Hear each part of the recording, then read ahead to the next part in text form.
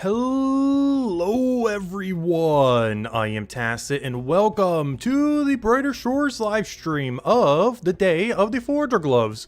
So we've been waiting on these gloves before we go and finish out the Forager grind. In the meantime, we've mostly been grinding out like the filtration system and the smithing bounties, you know, off stream, just doing the check like almost every hour. I think I was checking about 7 times a day overall. So we were able to get pretty far progress on that all the way to our final level of tier 7. So we'll be able to show some of those, but of course the new thing today is the Forager gloves. Can now be crafted by talking to Jack Wellis, the leatherworker in Leatherworks, which I believe is the main guy that you talk to for all the quests and everything else. He's used for a lot of things. I'm surprised they haven't added another NPC in that room yet. But yeah, he's used for like everything Leatherworker. You can craft a new pair of Forager gloves in each milestone of Leatherworker. Each pair of the gloves gives a 20% speed boost when forging 2 specific items. Okay, so this is pretty much what we thought it would be. We were saying it would probably work for 2. I was saying it would probably be closer to 50%. 20% is not a lot. It's better than nothing. This will definitely be better for something like Leatherworker, you know, if you can make leather 20% quicker. Forager doesn't gain as big of a benefit from this.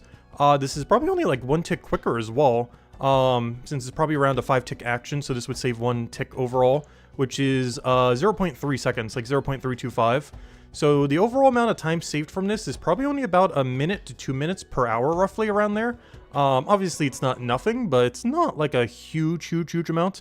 But if every single node that you were touching, just also assume you're touching like a wide amount of nodes. But assuming you are touching a wide amount of nodes, this is only saving about 1 to 2 minutes per hour, assuming every single node you're touching is affected by these gloves, which of course you would need the corresponding levels for. So that's not amazing, but it's not nothing. Definitely a lot weaker than the fishing one, and probably a lot weaker than a lot of the ones we'll see in the near future. Like the Leatherworker one that we're getting in 2 weeks from now is probably way stronger than this, as 20% speed on Leatherworker is way quicker, or way more beneficial than the 20% harvest speed on something like Forager gloves, but still better than nothing. For example, Forager gloves 1 gives a 20% speed boost when foraging nettle and rack, though for rack it won't really help much. Nettle it would, but rack has a perfect cycle, or you know, there's nothing extra you can really do. So be able to harvest racks quicker doesn't really do much. And then for the tier 2 Forager gloves, you have a 20% boosted speed for pondweed and bell plant. Similarly, this helps a little bit for bell plant. For pondweed, it does literally nothing, since you're having to wait around anyways. These improvements are cumulative, so Forager Gloves 2 will have all the benefits of 0 and 1 for Forager Gloves. You can see the details on which Forager Gloves unlocks are available through the Leatherworker's Profession interface, and you can see which milestone of Forager's gloves you have crafted in the Forager Equipment interface. Note that the Forager Gloves do not improve respawn speeds, so they will only be beneficial if you forage, catch, etc. something else while you wait for the respawn. So if you synergize it with combat, or if you synergize it with other Forager resources. But if you're simply just doing like 8 rack, it's not going to improve at all. If you're just doing 6 pondweed, it's not going to improve at all. You have to do other things with it, which you normally are for most things in Forager, but not everything. Quality of life improvements. The Professions interface now shows how much knowledge you have as an orb in the global interface. Yeah, they removed the bar. They don't have the bar anymore. Now it's just one big orb that's in the global area. Bug fixes. Removes the past milestone option from training dummies. Not sure why they ever had it. Shift a vine in the Because quest because it was blocking a tree. Fix a filtration station crash. Fix missing exit on filtration station if you were in a certain mode. Stop close interface keybinds from exiting filtration station. Make the kobolds in the kobold arena use the correct article when referring to a weapon. And fix a bug when your own scores did not always appear when comparing scores with your friends. Oh yeah, I was having that bug a couple times. I thought it was just a loading thing on my end, but no, it was an actual bug in the game. But that should be fixed now. But anyways, we're going to start with, oddly enough, not the gloves. I do want to show the new filtration, since this is technically related to last week, and it was a little bit time gated, so now we could do it. So yeah, let's go show some of the new filtration that we have unlocked, and then we're going to go straight to the Forager gloves. But let's get a little bit of the hourly filtration in. We'll probably be doing this throughout all of our foraging today as well, as the last week's update is still really relevant. Since then, we've gained 26 smithing levels, all for free or with profit. So I've been really enjoying this new minigame, and we'll get to show many of the new game modes. I don't think I have every single one here because we should have like 7 unlocked. So then again, you get at what, milestone 2? So I should have, what, 5 different modes? Because 2, 3, 4, 5, 6, 7. I should have 6 different modes, but I think I only have 5 of them queued up. So I'm missing one here. I'm not sure which one's missing. I have 5 out of 6. I'm not sure what the other one is, but we'll find out soon. Hopefully it's on my message board. I don't know. Do we have it here? Let's see. I might have it right here because I didn't check it for this hour yet. Oh no, I did. Never mind. I did check it for this hour. We only had the one. Well, we'll get to see it in 16 minutes and nothing else. But anyways, let's go show all the mini games that we have now at the highest difficulty we have. But yeah, I've really been enjoying this little side activity. And then we'll go straight to Forager gloves. But since this is related to last week and it was a little time gated, we'll show it now. So a lot of these are still the same. It's just sometimes you have to do a lot of weirder things. For example, on the higher difficulty of the normal one, so we're on the basic one right now, you normally have to use one, if not multiple cross pipes. So right here, for example, I need to go get this blue water into here, but doing so, of course, would end up blocking out the red. So one of the easiest ways to do this is to simply go and initially set that up so you don't forget about it.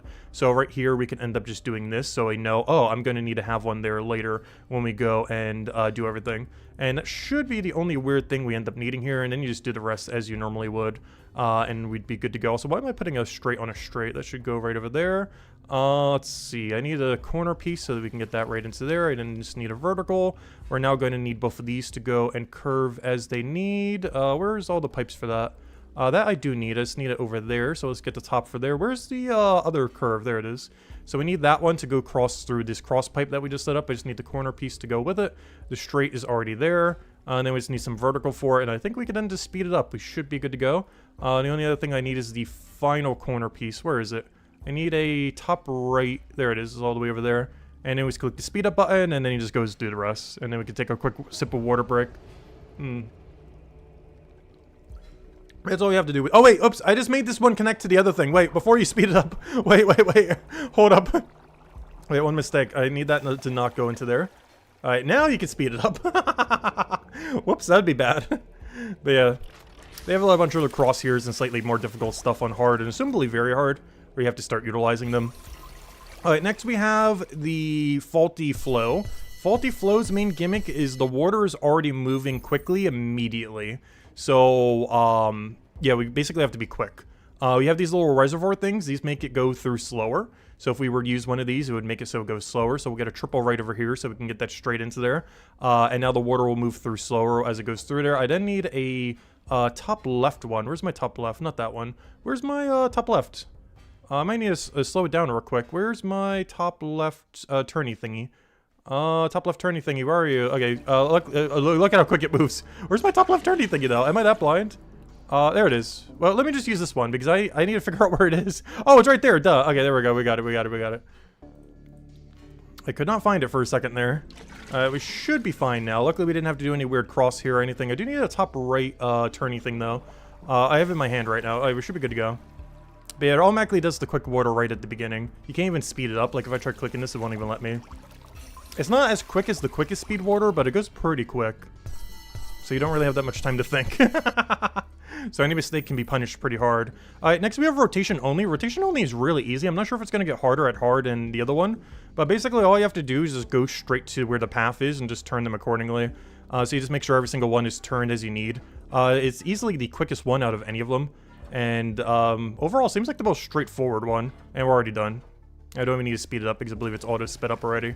It also pays you out the least, but it's also the absolute quickest by 1.5 miles. As it's already done. We're just waiting now since I can't speed it up further, unfortunately. But that's all you have to do for that. Easily the easiest one. And we're mentioning that too, like, why is rotation only, like, not the first one? Because, it's literally the easiest mode. Not sure if it gets, like, way complicated at hard or, very hard, but, haven't seen it yet. Alright, where's our knowledge points at? We're at 69, nice. So I don't have the actual point yet, right? Okay, just making sure. Alright, so we don't need to do like a 10% or anything. Well, I guess we still could. Let me do the double path. So double path is probably the most annoying one we have so far. You have to double clean your water. Sometimes it makes you go through a really, really weird path as well. Luckily, this is a very straightforward path, so we don't need to worry about it this time around. But sometimes you have to do some really weird curving and stuff like that. But this one is actually pretty free, so that's lucky for us. Let's see. What am I trying to do here? Where's the next big curve thingy I need? So you go over there. I need that curve for there.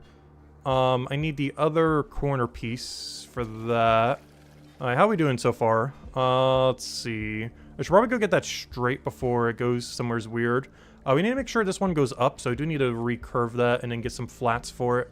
We'll use that flat. Do we have any other flats around? Grab that flat. Should have one more flat laying around that we don't need somewhere. So I think that one's probably one. Then that water will just go straight into there. Are all the paths leading to the next most important thing? I need one more flat. We could do it with that. Oh, wait. What am I doing? This one needs to go to, don't do that one yet.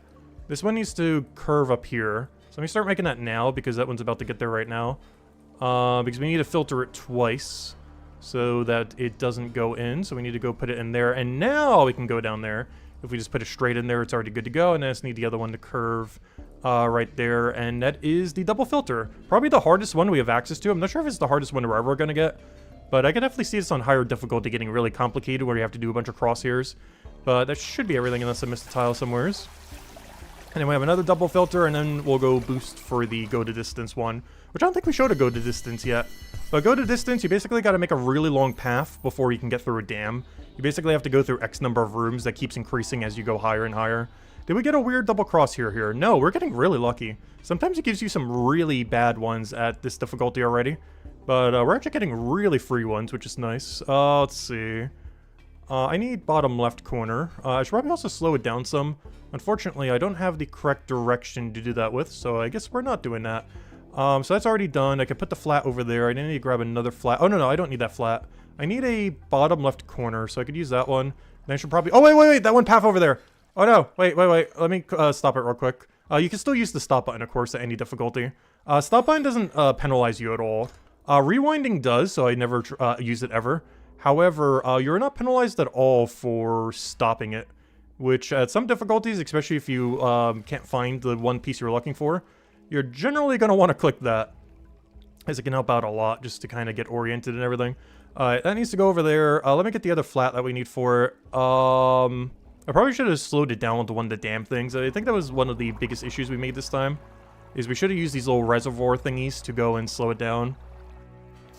Alright, oh wait, I just realized I'm putting this in the wrong thing. Whoops, I'm putting that incorrectly. Oh good. I accidentally just put that exactly where I needed it to. So that works out. So I put that there. That'll slow down the water with the little dam. So we'll use that to slow down the water. I then go in vertical over here. I then need a flat from there, and that should be everything, and then we just speed it up. I think that's everything. Did we forget something? We should be fine. Because we double filtered that. Double clean is there. Yeah, we should be good. Alright, and now the only one we haven't shown other than the one that we're somehow still missing. I'm not sure which one it was. Oh, I know which one it is. I think we're missing the generator one. The generator's not anything special. You just have to put it through a generator and then you're good to go. Also, they made it so you can use potions as of 2 days after the update, by the way. We could actually use a potion midway through. I guess we'll go show that when we go boost for this one. Let's see. We still got like 8 minutes before the next set. But let's go do this one right now with the 10%. So... this is the last major one that we haven't shown. So basically it shows you a number of tiles. Right there it's 10. It seems like it keeps going up every difficulty level. And all we have to do is just make a really long path and then go get it over there. It's pretty straightforward. We just go make a very long path. You just keep connecting them together. And then you're good to go. So put that over there. Boom, boom, boom. Put the corner piece over there. You can also overwrite them. I initially thought they were permanent, but no, you're actually allowed to overwrite them, which is nice. So put that over there. Got a nice flat. We'll probably put that over there once we get it there. I really need a vertical. Can you stop giving me all the ones we don't need? That'd be great. That we could put over there if we want to go get it in there. I'm not sure what curve we're ultimately doing by the end, but we'll get there. I just want to make sure it goes through enough rooms, and it seems like it is. That we can go use for later when we go put that in. Right now, I really need like a flat... do we have curvy? Do we need this curve at all for anything? No. Actually, yes, I do need it for over there, so we'll put that over there. We then put this up to curve it into there. I'll just keep spamming it until we get it. Though I do need that for there. Come on, just give me the correct curve, please. Thank you. Somewhere's here we'll end up getting it. There it is. Right there. Alright, and now we just worry about everything else. So this one needs to be a vertical, that one needs to be a flat, and then that one's a curve. And that should be everything we need. I just need a top left corner thingy, which we have in a few more pieces there. This would be a lot harder if you weren't allowed to overwrite it. I wonder if that would be the case in the higher difficulties. But as long as you're allowed to overwrite it like it currently is, it's pretty straightforward. You just have to make sure it goes X amount of room so that the dam opens up. And then you get it through, and then boom, you're good to go. But a little bit of a different kind of style towards it. Oh, I forgot to drink the 10% though. No! Oh, well, we'll use on Forager. I forgot to 10% it. But yeah, you can 10% during the minigame now. Look how much knowledge that is though. We went from like 100 something to like 176. It's a crazy amount. But yeah, that's that. That's all of them except the generator one, which isn't really that unique. It's just put it through a generator and then put it through filter. But, yeah, it's all the new ones. Anyways, let me go and get the Forager gloves. So, in actual update news, let's go get Forager gloves now. Just a little quick distraction on the these little thingies, which I'll still keep doing here and there too. I'll keep checking the bounty board. They're really good XP for smithing. Not only are they free, but they're actually really solid XP rate-wise once you get good at them. Also, while we're here, any good bounties for this? No. I probably shouldn't take these to clutter up our board. However, I can't say no to an epic candle. How can we say no to an epic candle? I gotta keep that around. Maybe we'll be able to route it at some point. Actually, I could go there while I'm trying to get the gloves. You know what? We'll route one candle. If for 4 times bonus, we'll go route one single candle. That is so much value. But yeah, we'll go do that real quick, I guess. We're already in the area. Because I got to go all the way over here anyway, so I might as well pick up our 6 candle. Wish we had more to go do as we were going there, but I'll do a 6 candle turn in. Why not for 4x? If that was like a 2x, it'd be like, waste of time. But, you know, 4x, I'll take that real quick. We're already somewhat in the area. But first things first, let's go get our Forager gloves. Let's see how this works. So, how exactly are the Forager gloves working? We have, if we go check our stats page over here. Oh yeah, it's not in Forager, it's under Leatherworker. See, does this guy just tell us? Let me talk to him. Welcome to my Leatherworker workshop. How can I help you? I'd like to make some Forager's gloves. You will need 2 basic white cow leather to make potato and femur shard Forager gloves. Okay. Let me just make one of each. Can I make one of each? So he said cow leather. So that's not cow leather. Where's these? I think are the ones he wanted. So he said 2 of each. So let me grab 2 of each. Because I want to make 1 of each just for the first time bonus. Even though we technically only need the highest tier 1. Unless he only makes me the highest tier 1. Let's see. Oh wait, I don't have tier 5. Because we never did it for first time bonus. Let me go get tier 5 real quick. Wait. Hold up. I don't have tier 5 gloves. Let me go make that real quick. Because in the new system, it didn't get converted into tier 5. So let me just make a quick tier 5 double cow leather then. Alright, trade this guy. Give me a double cow leather. Tier 5, thank you. Let me go process these very, very quick and then go head straight back in there.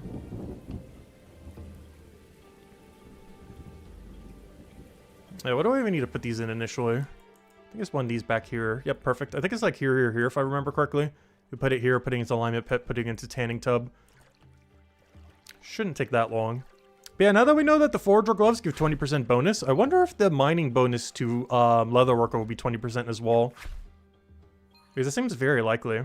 And it's not bad at all. Was that Leather Juror? Welcome, welcome. Let's see. Yep. I did remember correctly. Alright, now let's go turn all these into gloves. There we go. Well, if it's cow leather, doesn't that mean you get these pretty early on then? What level do you get these at? Yeah, you get them right at the first level because they use the cow leather from the very first level. Oh, that's pretty nice. Alright, let's go make all 6 of our gloves then. Or technically 7. So what bonuses are we getting then? So if I go check this, how do I check the bonuses? Here we go. So this is kelp and wall plant. Kelp is great. Wall plant is okay. But yeah, let me go check. Oh, excuse me. Let me go check all the upgrades we get. So that's kelp and wall plant. Let me go check the other ones. Where's tier 5? Alright, let me do it all the way from the beginning. So tier 0 gives you view recipe. No, the other thing. So you get potato and femur shard from tier 1 or tier 0. Tier 1 gives you oh gosh, I keep doing the wrong one. Nettle and rack. After nettle and rack, you end up getting pond and bell plant. At tier 3, you get shark jaw and monument stone. At tier 4, you get water lily and starfish. That one is huge. That's for the cryonate potion for both as well. One knows the combat one, and the other one's on the main Forager route. At tier 5, we get bone spike and ram horn. At tier 6, we get kelp and wall plant, which we were showing earlier. The kelp is particularly good. Wall plant's only good if you're doing it with synergy. The rest of these I won't have access to, unfortunately. Tier 7 is goat horn and monument jade. Monument jade would be nice, but you don't need it post-max, so it's not too big a deal. Tier 8 is hogberry and limpet. That one's not too bad. There's not too many routes that go for them at the moment, but it could definitely be helpful. And tier 9, no! They know shell is the best. You don't get the really good shell gloves until tier 9. Periwinkle's pretty irrelevant, but shell is one of the most relevant ones. Yeah, shell is the main thing on the main route that we're not going to be able to do. Okay, so can I just make them? No, I don't have any material in my backpack. I would like to make some gloves. Is he just going to make the highest tier, or is he going to go through each one? Because I do want to make one of each. See which one he makes right here. I think he's just going to try making the highest tier. No, he made the lowest tier. Perfect. Alright, yeah, just make them all. I'd like to make some Forager gloves. Oh, I do need to go grab tier 6 for my bank, though. I went to go grab the tier 5 and make them, but I forgot to go grab the tier 6 from the bank. But yeah, he does make them in order, so that's good. So here's the tier 1 glove. Here is the... not what I wanted. Forager gloves. There's the tier 2.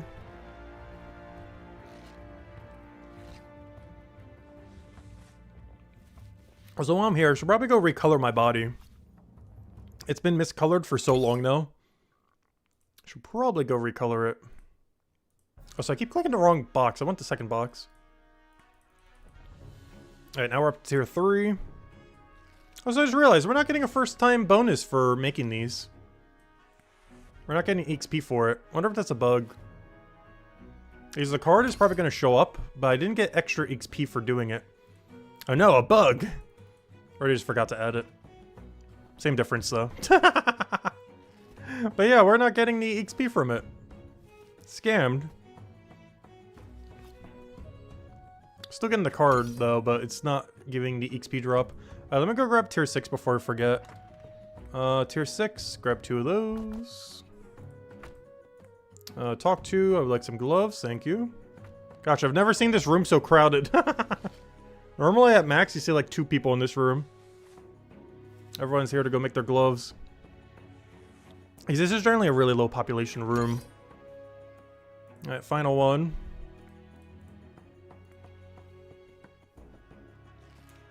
Because most things in this room is just AFK activities.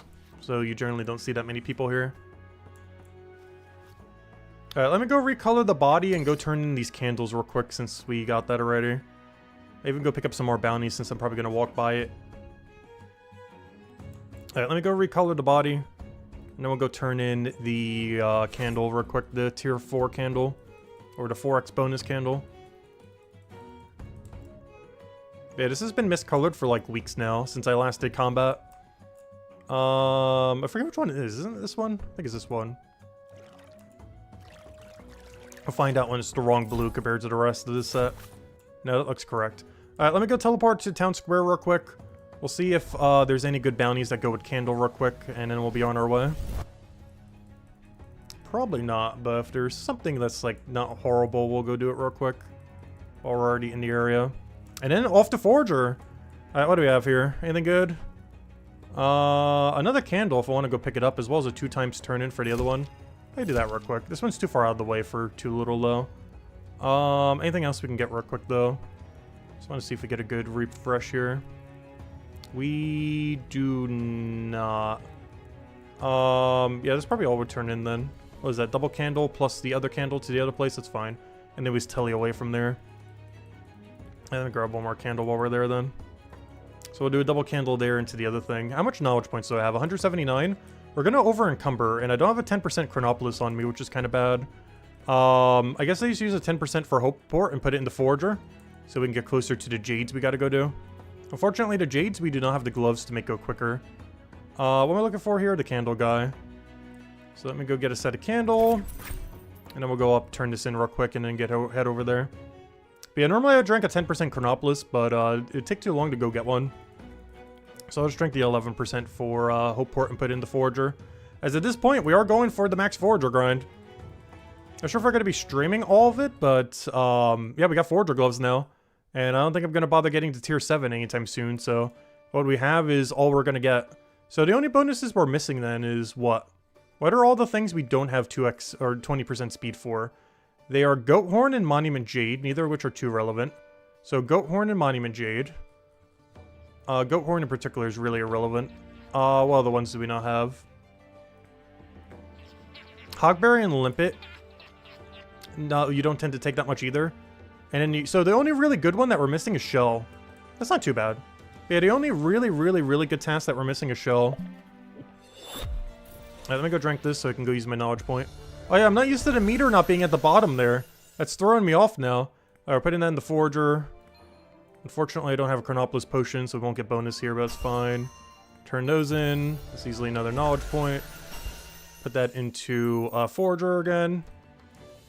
And give me these candles. We'll go turn them in real quick while we're in the area. And then we'll go teleport over to Hopeport while we have the bonus. I guess initially we'll run the shell boost and see how it works on the kelp and the starfish, as both of those are sped up. So we'll do the previous cycle and see how it like lines up time-wise. The only thing that won't be sped up is the jade piece and the shell from what we're going to be doing. But let me go trade this guy. Grab all that. Boom, boom, boom. Then we telly over. And now we're basically cleared on bounties. Though I do gotta remember to go grab the smithing bounties at some point this hour. In case we get more filtration. We are addicted to the filtration. Honestly, it's probably the most fun thing they've added to the game so far, the filtration station thing. We have to go mess with Forager gloves. Currently, what we're foraging does not end up utilizing it. But on our real route, everything that we touch will utilize it except for jade piece and shell. But starfish and kelp will be sped up. Oh, so they have a grab a limpet for the first time bonus. Let me do it while I have 10% active. Or 11% actually. Because I don't think I've ever grabbed this for for the first time bonus yet. Yep, I did not. Okay, perfect. Let's grab this nice hefty potato. So this should be the first resource we touch that should get harvested quicker. So it looks like it's 1 tick quicker from what I could tell. So it's nothing like crazy, but I want to see what the loop looks like with the improvement. But yeah, it seems like it's 1 tick quicker with the 20% bonus. So it seems like it's normally a 5 tick action, but becomes a 4 tick action with gloves. That's not like crazy quick, but it's definitely helpful.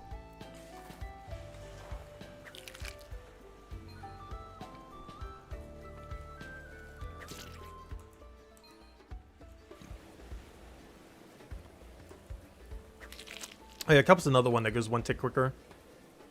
You can kind of see how much slower the shell is without it. But yeah, nothing like crazy. You would definitely max Forager without doing Leatherworker first. Like you definitely, this is one of those situations where doing something like Merchant Leatherworker first before you do Forager isn't really needed. Like it is a bonus, but it's nothing like that crazy.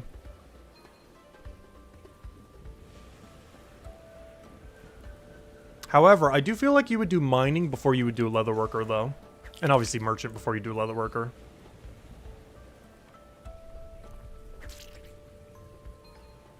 One thing that should be interesting here once we get to our actual loop. I should actually get here even earlier than before, technically. Which means we'd have even a longer wait time. See, that means instead of having to wait at the kelp for 1 tick, we're going to have to wait at it for like 3 or 4 tick. Which means we could try routing the other kelp, I guess. Because there's going to be a little bit of downtime there that wasn't there before. Well, we'll see how it is on the next cycle, since it'll be like the first real full cycle.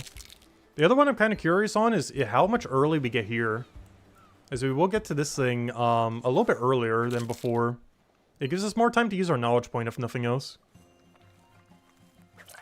Is every starfish we grab is 1 tick quicker. So that means we're saving almost 2 seconds grabbing these 5 then.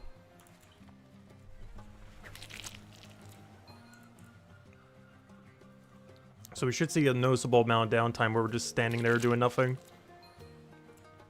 It shouldn't be that long though. But there should be about a 1 second time where we're just standing there now. So maybe it's worth dropping these to grab the other starfish then, finally. Alright, let me drop these. So right here, we should see a noticeable 1 second delay. So normally, we'd be able to click immediately. But because Forager gloves are so quick, there's actually some downtime now. So yeah, we might have to reroute this area then. I think the main solution is grab one more starfish instead of double jade piece. Also, by the way, once we hit level 42, we will be moving on to Jade, of course. And go finish out Jade Monument today. Because that will be one goal for today. Unfortunately, the gloves that we have don't work on Jade. Or on anything on that path, for that matter, other than Starfish. But, yeah, I do want to finish Jade Monument today. And then we're pretty much at tier 9 Forager, then. As far as finishing out all that stuff. I want to get to level 43 Forager this stream so that we can go do, a +2 boost into what you call it, into the scrap metal.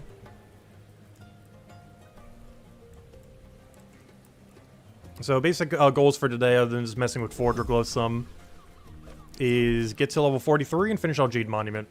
But just finishing out Jade Monument will do that automatically. Alright, let's see how this cycle goes. This will be our first full loop with the time speed up. We should be saving 1 second from these 3 kelps compared to normal set. Which means we should be standing at the other kelp for 4 seconds then.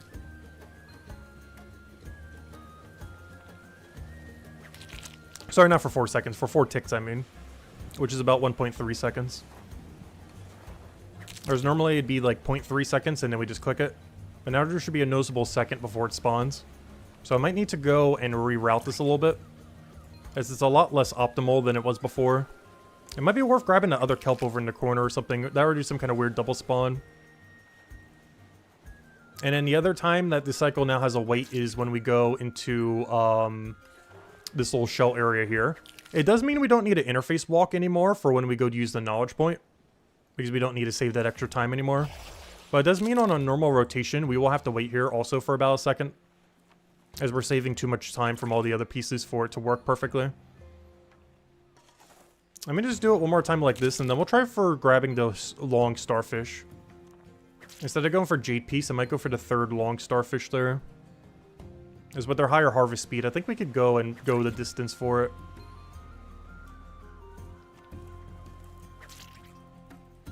But right here, we should see a noticeable 1.3 second delay. Whereas normally we'd be able to drink this and then click immediately. But now we gotta wait.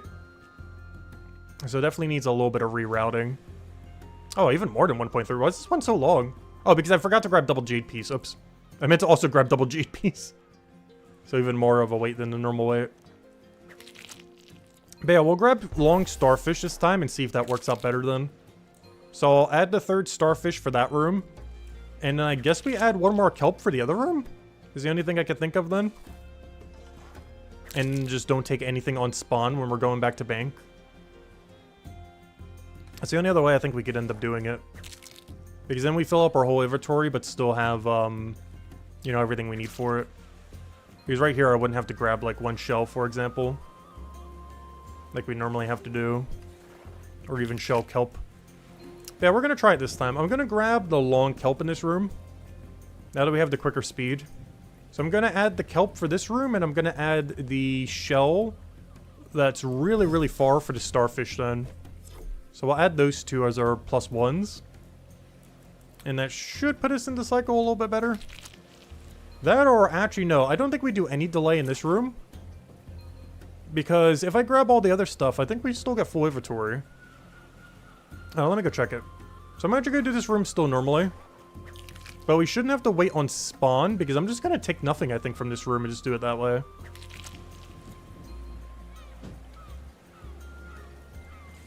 Add her just the 1 shell every time. What I want to see here is there any delay on this shell? Because we should have to stand here for almost a second, is the problem. Like, I'll move here and we're going to have to wait for the shell to spawn. Which is not ideal. So I might have to do some kind of weird double spawn weave. The main difference I want to do for this room is not necessarily this room, but the timer of this room. I want to take the 3rd starfish and see how it aligns. So we're not going to take the 2 jade pieces. I'm instead going to grab the very, very far starfish that normally wasn't worth it. Because now it might be worth it with its 1 tick quicker harvest speed. And just ignore the double jade piece then. So we're going to go for the very, very, very far starfish. And then see if these are respawned by then. Also see if we have enough time to still drink an XP pot, hopefully. So we'll take this, but then we'll also take the absurdly far one. And see if this aligns our timer correctly or not. with the extra 1 tick harvest speed. So we do this. We then go all the way back over there. And ideally, we have enough time to drink this potion before they start spawning. So we drink this. Alright, perfect. Okay, that's a lot better then. Alright, so we fixed this side. Now I just gotta fix the other side. And I feel like the solution to the other side is just don't take anything initially. The only problem with that is that means sometimes we'll be banking 23 items instead of 24. Depending on where our doubles are. Like, for example, right now it's going to be only 23. It's the only big downside of doing it this way.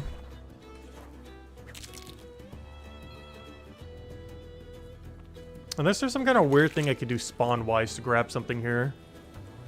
Actually, you know what? Yes, there is. I'm going to do a weird double spawn. I'm going to take this one shell. But I'm taking it because I want to see if I could double grab the other shell. So I'm going to grab a wide kelp. And see if it'll let me double grab the shell that we're about to take near the end of the set. And then grab the other shell at the end of the set. So we're going to do it like this. But now I'm going to grab the wider kelp that we normally skip. Because it's too far away. But I'm going to stand at the final shell location. Like the final one that's currently spawned, which is that one right there. And what should happen is that shell should respawn right in front of us. Like, the second I take it, it should respawn within the next second in front of us. That way I then re-grab that shell and then grab that kelp and then that shell. But I should be able to grab this, wait a second, and then it respawns right in front of us. And now it should respawn, like, right now. Yep, there we go. Alright, there's still a little bit of a wait time. It's not perfect. But it does work. It's not like a perfect cycle, but it's close. The problem is we don't have a speed increase on all of them, so we can't really route based on that. Because we're still missing the speed increase for shell. Because if we had that, we could do a little bit of fancier movement there as well. Probably even grab the kelp and then double back or something. Which is a little bit weird because we have 2 of them sped up, but 1 of them not sped up. So we're in like a weird in-between. As far as where our gloves are right now. But yeah, it definitely allows a little bit different routing than you normally would do if nothing else. Makes Forager even more adaptive than it already was. Because not only do you have to worry about what Forager level you are and what you want to synergize with it, but now you also have to factor in what your leatherworker level is. Because depending on your leatherworker level might also dictate your route slightly. As this is normally way too far to take without gloves, but as long as you have glove bonus, it's actually aligns perfectly. It's pretty much just like the old set, if you have glove bonus for it. As you get here at perfect timing to grab this as soon as it spawns.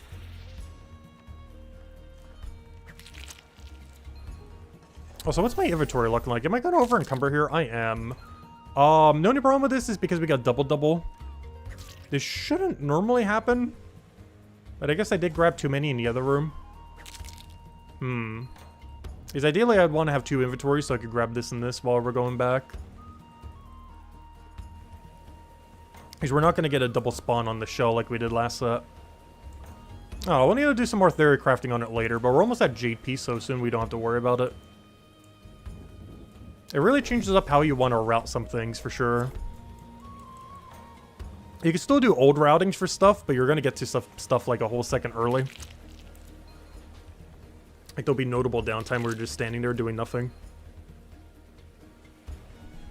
But that's something we'll have to worry about more at Tier 9 once we get there. Because that's one of the reasons I wanted to wait till Tier 9, just so we could try all the new cycles that we could potentially do with it. So I guess right now we're not going to try to solve for it right now, but once we cycle back around, we're definitely going to want to look into how exactly we want to go about it. Like, obviously you could still do the old route, but we're wasting like 2.5 to 3 seconds if we do old route due to all the time we're saving. As we're saving about 1/3 of a second for every kelp and 1/3 of a second for every starfish. And with how many we're taking, that's what, like 4 seconds per cycle that would just be standing there doing nothing if we were to do the same route before Forager gloves now. So we basically have to make up for how we want to route those 4 seconds. I feel like this is pretty solved as far as grabbing the starfish all the way over there. It gives you enough time to actually be able to grab it, which is nice. But I'm not sure how to solve the lower ends in that big room without doing like a weird weave where you keep doing like 3 different sets of some kind where you worry about double spawn. We might just have to route double spawn for tier 9. Oh no, my jade pieces, they're even smaller. No! They keep getting harder to click. Let me go bank over here because now it's time to finally go do jade. And we'll probably do potion math to figure out how many we need to go do. I forget how many pieces we even need to begin with, but we'll start by doing it for like an hour and go from there, I guess. Wait until we're at like 720 5%. And once we're at like 725%, we should know like, hey, it's about time.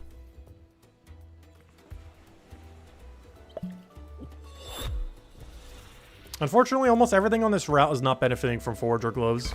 The only single thing that we're touching on this route that gets any Forager glove benefit is starfish. So we'll save 1 second every set. Because we're only grabbing 3 starfish, each one saving us about 1/3 of a second. So we're not saving that much for Forager gloves. It's definitely saving some time, but we're talking like half a minute per hour or something. It is a very small time save. I'm actually surprised how weak they made Forager gloves. I feel like for a lot of other skills, they'd be a bit more of a benefit to it. Like obviously 20% production speed on Leatherworker is absurdly strong. But 20% harvest speed on Forager doesn't really do too much. It very lightly affects what your routing even is in most situations. It's very, very minimal impact. It still helps though. Definitely better than not having them. But it's not so good that you would go out of your way for it. I feel like for Leatherworker and a few other ones like those, you will go out of your way for it. But Forager, you definitely do not need it to go for 500 Forager. Like if you want to rush Monument, you don't need any gloves to do it at all and you'll be fine.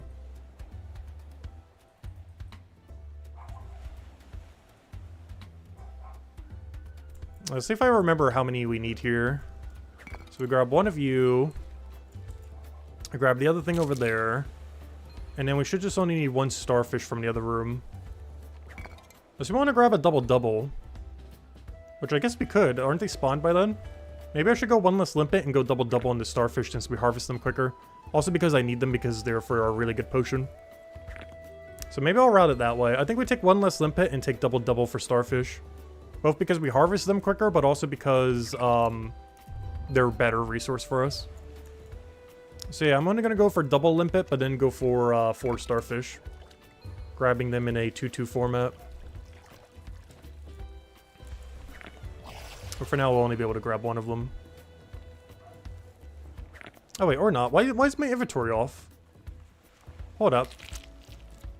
Oh no, never mind. I can double-double both. I can grab 4 of both. Oh, okay. I forgot you could do that. Because I forgot we're doing a double set, so we can grab 4 limpet and 4 starfish. Never mind. We can grab 4 of both of them. Oh, that works out then. I'll remember that on the future sets then. But yeah, we're allowed to grab double limpet and double starfish both times.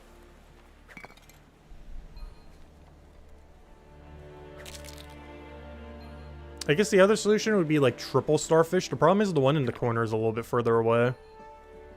But when accounting for harvest speed, I guess it's not that much worse.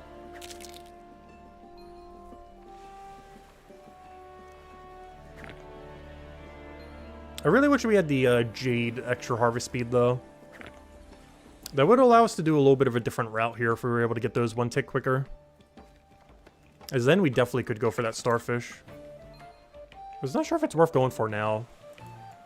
Because even though we're getting it 1 tick quicker, you have to account for all the tiles we're moving and then backtracking on. It would allow us to grab 6 starfish and, what, 0 limpets? No, 2 limpets. We'd grab 2 limpets and 6 starfish if we were to do it that way. But no, I think this is fine as is. Just sticking with the 4-4.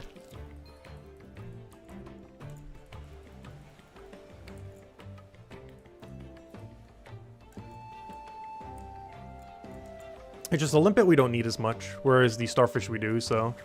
I don't know, we'll see. We'll go try it next route and just see. I was like, speaking of next route, I gotta remember to drink a 10% for the next set. Aren't you gonna over-encumber right here?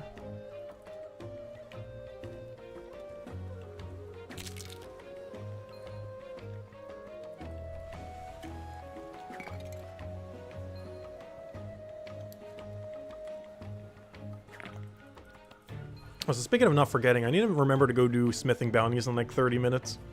So that we can double hit the bounty board.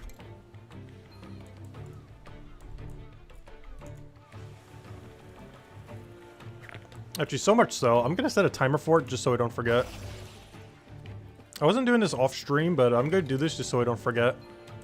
I'm setting a 30-minute timer. So once that hits 0, I know I need to go do my smithing bounties. Actually, let me go even that. It's bothering me. That's not like perfectly centered. Or should we default over there? There we go. Let's go snuff.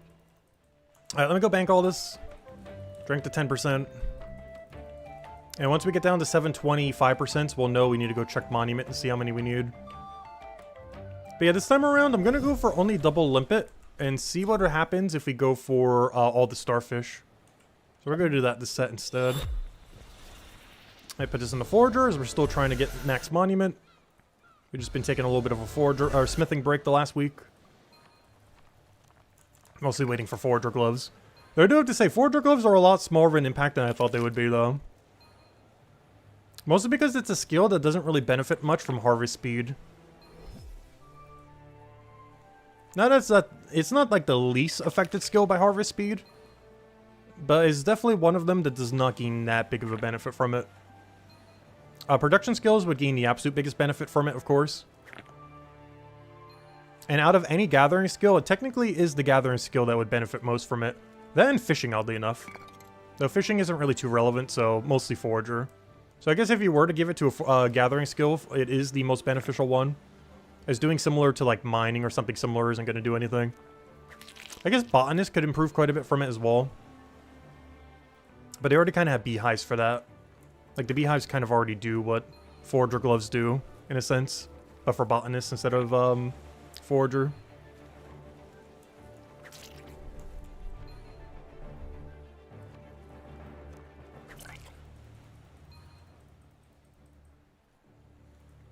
Alright, now what this allows us to do is now I can grab all 4 jade pieces and then just walk our way back instead of doing it the other way around. Because I don't need to grab any jade piece here, I don't need to do anything else here. We just grab the 4 pieces and then walk straight back out. And they should hopefully be spawned by the time we get back. Yeah, they already are, good to go. And then we grab everything in the room. One other nice thing about this is it should make the starfish spawn a little bit quicker, since we're taking it earlier in the room cycle. So now I can actually queue them up unlike before, where you had to queue it like all the way at the end. Yeah, it's a little bit slower, but we do get 2 more starfish per route, which I do care about more than the limpet, so yeah, I'll probably stick with this method then. It's 2 less limpets and 2 more starfishes though. It really just comes down to if you prioritize limpet or starfish or not.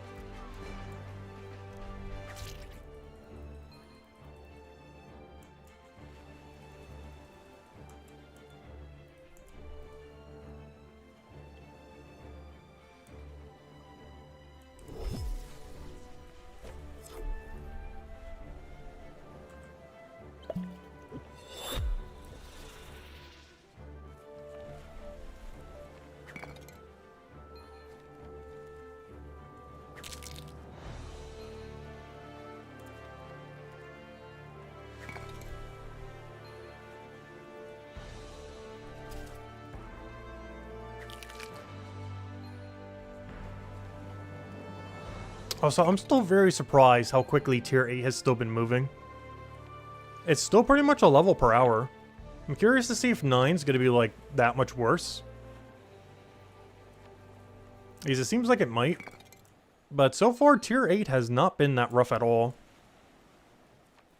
Pretty much every tier has felt like the previous tier, even though they are definitely getting harder.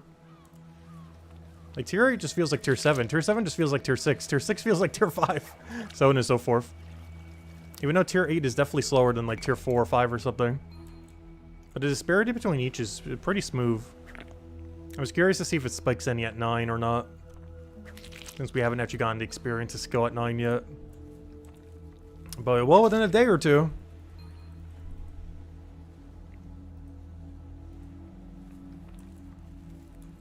And at this point, I think we're going to be paranoid about the smithing bounties until at least milestone 8. Both so that we could try a new minigame of twin filtration, which sounds like a nightmare. But also for, wait, wasn't it golden bounties? Yeah, you get golden bounties. So we finally get access to that if we ever want to mess around with them. Because tier 8 should be very, very, very free. Production skills benefit heavily from having infinite bounties. Especially production skill where it's viable to make every item you get. Which smithing is one to few where there's actually no dead items. There are some that are harder than others. Like the shields. But, there's not really like a dead item in smithing. Compared to something like bone right if you don't have the carpentry supplies or something.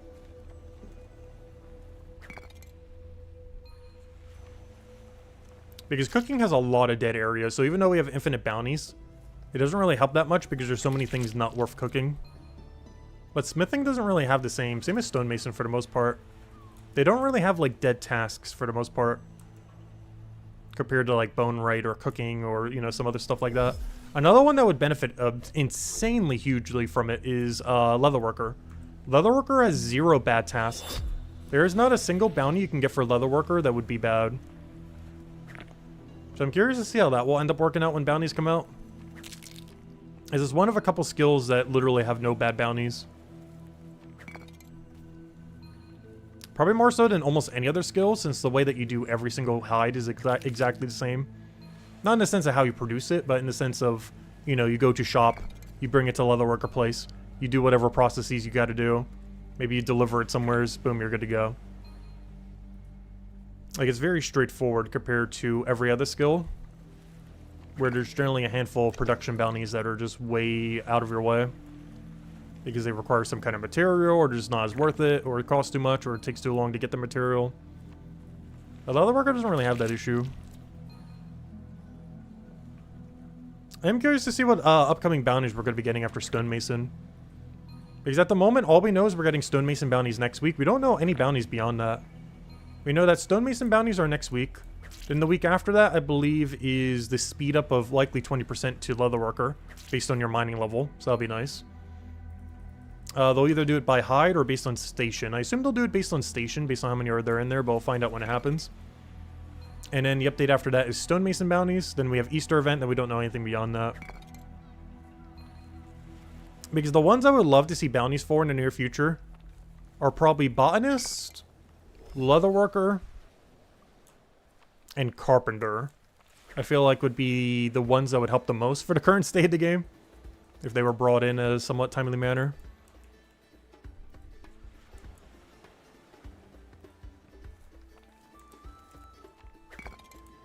And as far as ones that gain a benefit for like these Forager gloves, I would say Carpenter would be the next best one to put it on.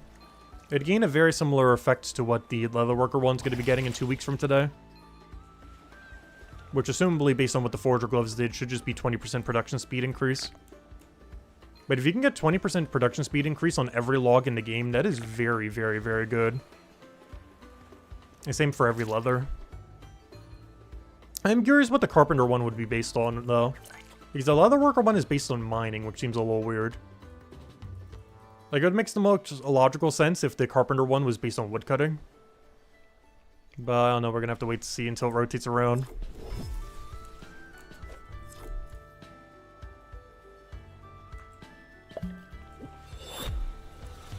Yeah, the game plan at this point is once we have 720 boost potions left, we're doing potion math again. We'll go check the monument. We shouldn't be done by then, but we should be pretty close to whatever the number is. Like within a half an hour or less striking distance of whatever we need. That's pretty much the only goal I really had for this stream then. Because there isn't too much we could really do with Forager gloves.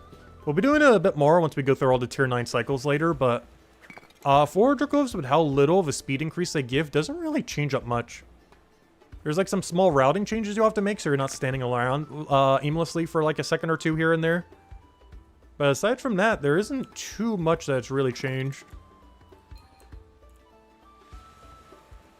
Out of any of these updates so far, it probably has had the most minimal impact on how you would go about gameplay-wise. Though one thing it does benefit a huge amount, which I will be doing post-max. These Forager gloves are really, really, really good for doing combat plus Forager, as they make it so that you're outside of combat less. Because when you're grabbing Wall Plant, which we have the boost for, you'll do it quicker. When you do Water Lily, which we have the boost for, you'll do it quicker. When you do Potato while doing the plant, you do it quicker. These are all things that have direct combat synergy that we already have access to at lower level ranges. Or, you know, within the gloves we already have. So it's going to be pretty nice when we finally do post-max Forager. But honestly, while maxing, I don't think it's going to help us much. Which is kind of ironic. But I think on the way to maxing, it'll have such a minimal impact. With perfect routing, it only saves 1 to 2 minutes an hour. And that's if you had every Forager glove bonus. It saves 1 to 2 minutes per hour. That's not a lot. Compared to something like Leatherworker, you'll save like over 5 minutes an hour. If not more. Due to how Leatherworker works, assuming it gets the same 20% bonus. So the bonus that you're going to get from the Leatherworker buff in 2 weeks is more than twice as effective as the amount of time that the Leatherworker one saves you. But it mostly has to do with how you route Forager. Whereas when you're doing Leatherworker, obviously you're just spamming it, so you get more value from it.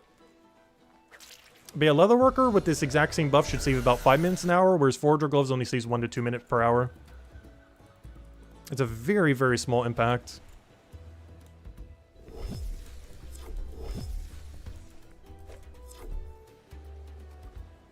But that does mean if you want to start prepping for the other thing, you might want to get your mining level up. We don't know exactly what mining level you'll need for each, but they will be speeding up the Leatherworker processing. So in 2 weeks from now, we'll be able to mess with that then. And it's based on your mining level. Which you're going to need upgraded anyways for the 7-star Mines of Bitumen quest. That should be the next quest coming in. No official date for it. But it's likely late April or early May. No official date yet, though. But it's very likely the next quest. The 7-star Fractured Realities, I think it was called. Honestly, the quest name makes it seem like it's a really hyped quest.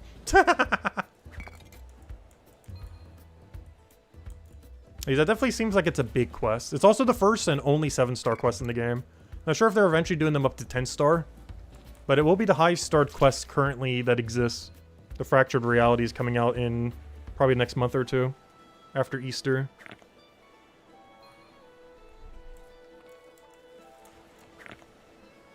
We currently don't know really anything about it, though.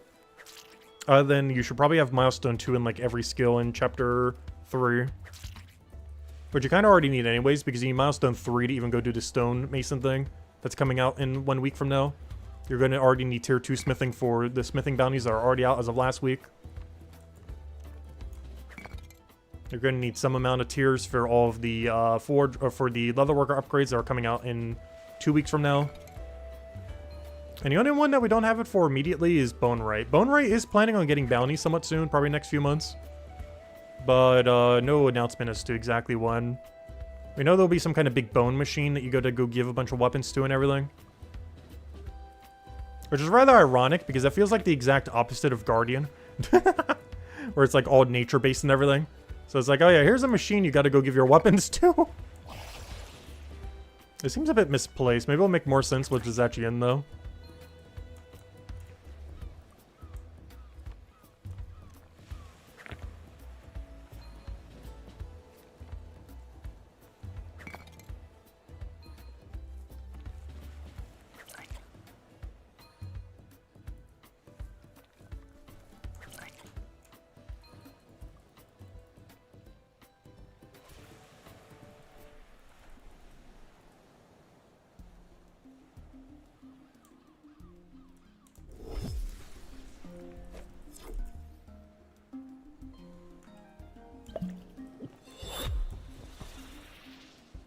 So that's one thing that's a little annoying about Forager.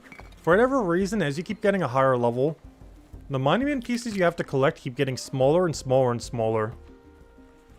At tier 9, they're going to be like 1 pixel on our screen that we got to go click on.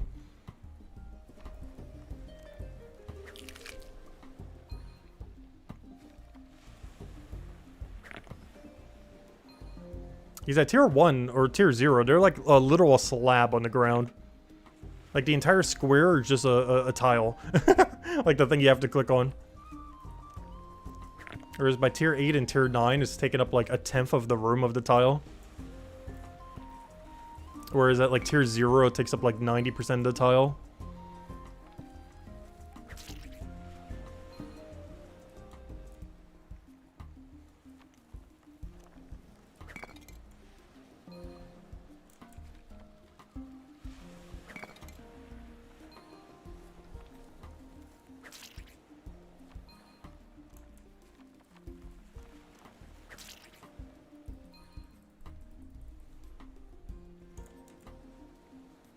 Oh, I forgot a piece. Oh no. Though it could be a bit strategic to pass it, because now I could just queue it up and just drink water. And now he'll do the whole room on himself. Wait, that mistake's actually really good intel. But yeah, should we start always doing that?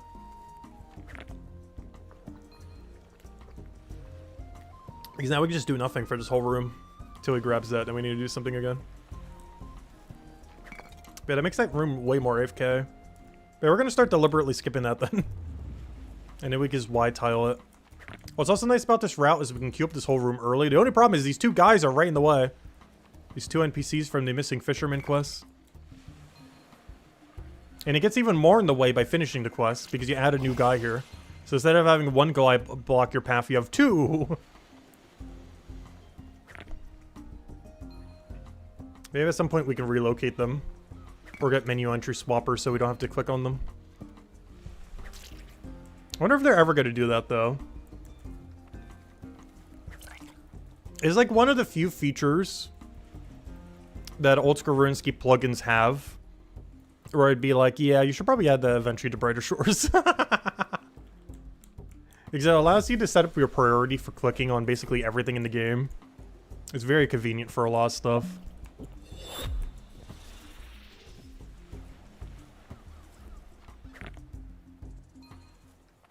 Because we can set our priority to make sure we always grab the starfish instead of talk to the two NPCs that are there that you never want to do.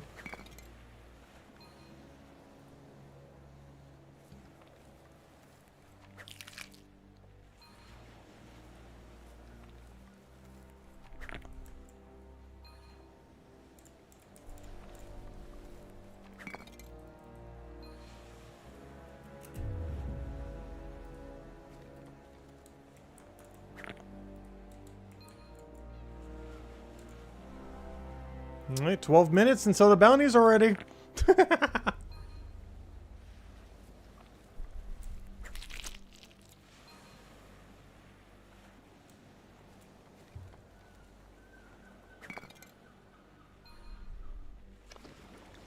Luckily, this should be the only time during the stream that we need to go check smithing bounties.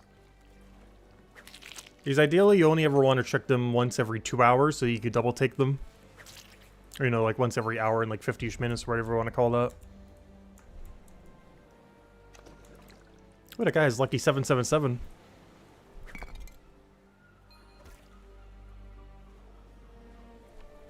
Oh yeah, let's go check the leaderboard thing. That was something they said they fixed. Oh no, we're rank 50 now. Though our rank in Minds of Matubin went up by 1, which is kind of funny. My Minds of Matubin rank went up by 1, but my total level rank went down by 1. It's because Krydak keeps passing me.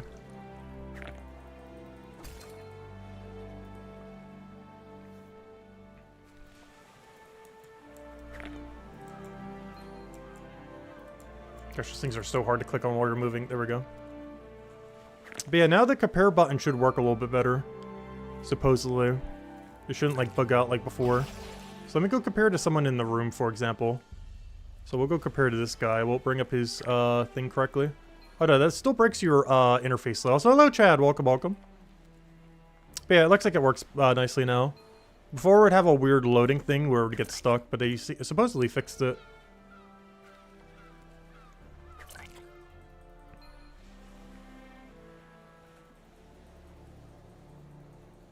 We drink 5% this time, and then we got to remember to drink a 10% then. So hello, Jackzill, welcome, welcome. Been watching a lot of your videos. Just started playing 4 days ago, and your videos have helped a lot. No problem. For Brighter Shores or for Gems of War, or for both. I assume you mean Brighter Shores since we're playing it now, but either or. If you have any questions, feel free to ask.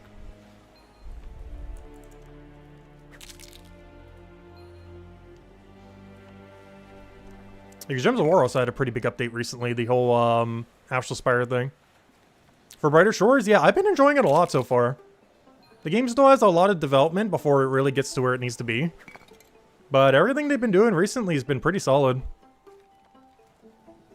Particularly the Filtration minigame that we have a timer for in 10 minutes.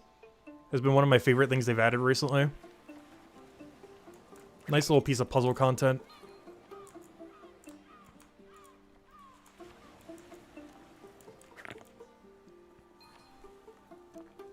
And for the most part, we're just kind of leveling for the future for this game, for everything that it will have down the line. It still has like a few years before it's really where it needs to be, though. But one update at a time, they're slowly getting there. With today's update being Forager gloves, which mostly just diversifies how you can do Forager a little bit. Changes up some routing since you can harvest some things a little bit quicker. It will definitely benefit production skills a lot more, though, like the leatherworking one coming in 2 weeks from now. But it's not too bad. It saves about 1 to 2 minutes of Forager if you had all the gloves unlocked. Whereas something like Leatherworker in 2 weeks from now is going to save like 5 minutes an hour. So it's not that much time saved, but you know, it gives a little bit of different gameplay diversity for routing. Because Forager is pretty much a skill all about adapting your routing based on what you want to do at a given time. And Forager Glove just gives more flexibility for your routing, as it makes you harvest a little bit quicker.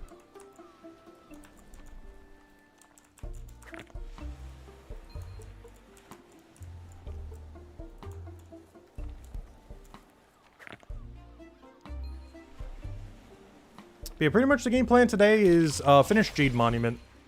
Then we only have to go do the tier 9 upgrades, which we'll do over the next like week or so. Not sure if I'm going to be able to stream it every single day, but we're still going to be grinding it throughout. I'll probably only stream if we get like a really good route or something else to kind of show. Because otherwise it's probably going to get pretty repetitive since most of it's going to be very similar to what we were already doing before. But I do want to try finishing that out within the next week or so. Just so we can finally have Monument done already. So hello, Greybeard! Welcome, welcome. Hope all's been well. Also, it keeps throwing me off that you no longer click on the bottom anymore. Before, whenever you want to use your knowledge point, you would click on the bar down there. I gotta keep remembering you gotta click on the big orb now. Do they have the Astral Spire for Brighter Shores? If so, you'll start playing. Technically, yes. This game is planning on getting a very big skill tree. They're going to be doing it likely in the next big combat upgrade. So yes, we are getting Astral Spire technically, if you're counting Astral Spire as a skill tree. But yes, this game is getting an Astral Spire equivalence whenever they do the next combat rework. When they add special attacks, skill tree, and everything else. As well as probably overhaul combat. We've seen some signs of that update somewhat getting prepared.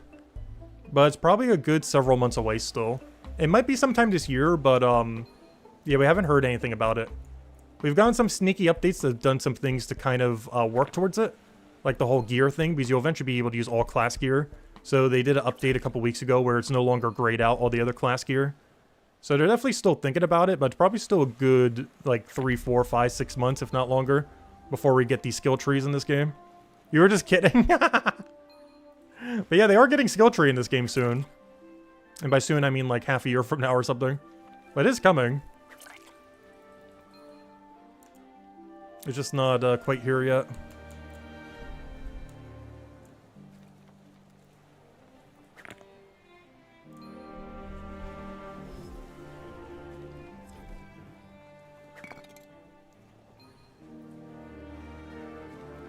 Because combat's pretty, like, lackluster in the current state of the game. But they do have a lot of plans for changing it. This hasn't been implemented yet. And I feel like the main reason they're waiting is they kind of want to do it all at once. Compared to before where they kind of just did half. Like, the next time they do any combat rework, I think they want to finish all the combat reworking at once. I don't think they want to divide it into, like, a billion more patches. But because of that, there's a lot they got to do when they finally do the patch. Kind of like how Milestones was. Where it took forever until we got it, but once we did, you know, it did like a billion things at once. Next combat rework's likely to be like that.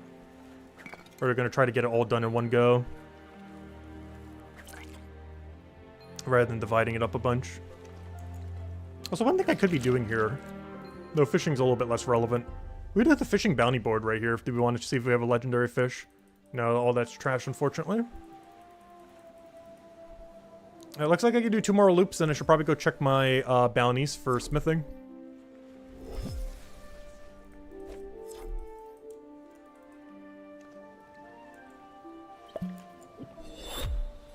Also, we got 21 more potions until we need to go check our bank. At which point we should have most of the jade pieces banked by then.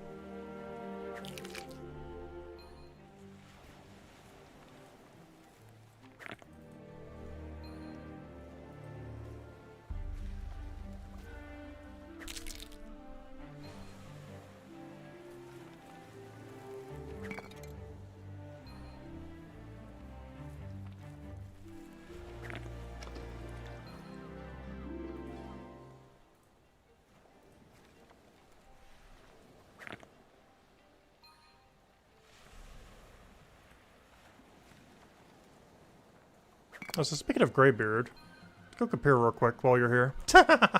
Now that the thing works properly again. Let's see. You haven't been going for Forager grind lately. Wait, you max botanist? Really? Was that done before or after the change? Interesting. I assume that was done before. Because botanist in the current state of the game is a nightmare to train. I assume that was before the update.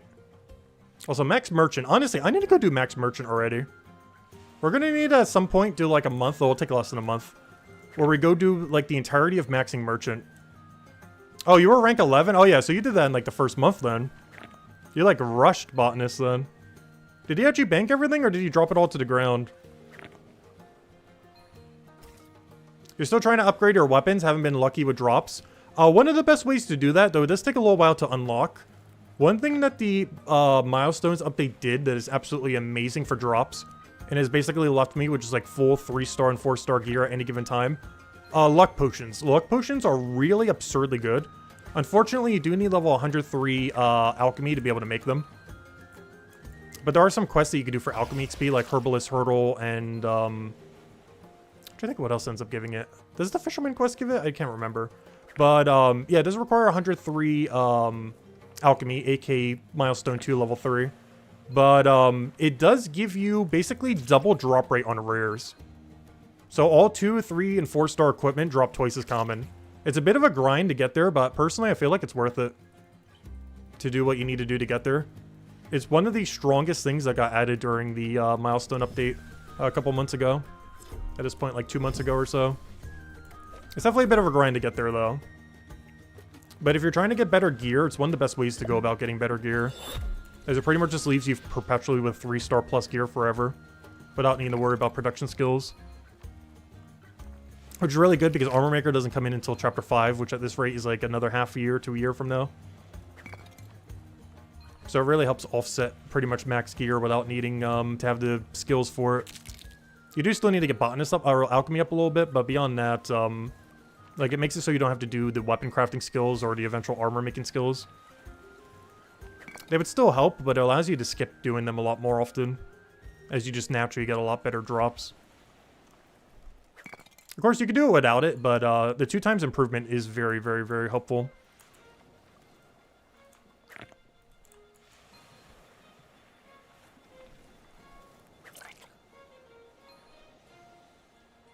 So hello, Jets. Welcome, welcome, welcome. Yeah, pretty much every skill in this game takes a little while to get up, though. There's not a single one of them that just, like, skyrockets to max. Except maybe Merchant. Merchant's, like, the one exception. Merchant goes crazy quick if you get to the point where you know how to do it. The only big issue with Merchant now is ever since they changed milestones, you do need a higher level to get all the shortcuts.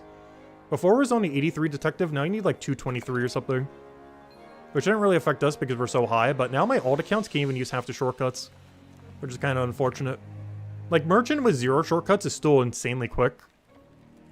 But without them, you are losing like 20% XP per hour or something.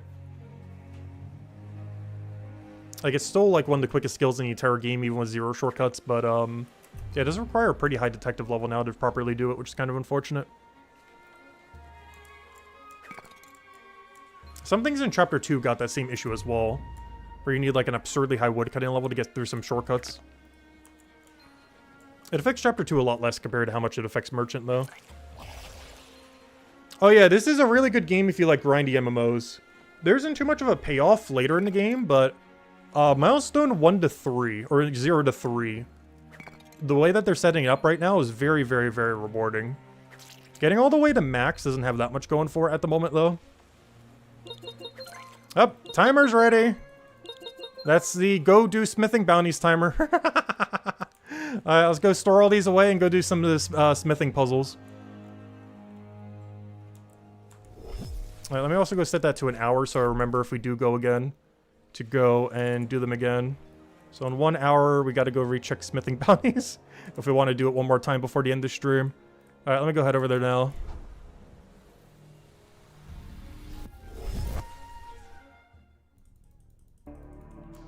Alright, let's see what we have. So we got go to distance right now, which is pretty straightforward, actually. I would say the hardest one that we can currently get is double filtration. Double filtration with a cross here is the hardest one probably right now.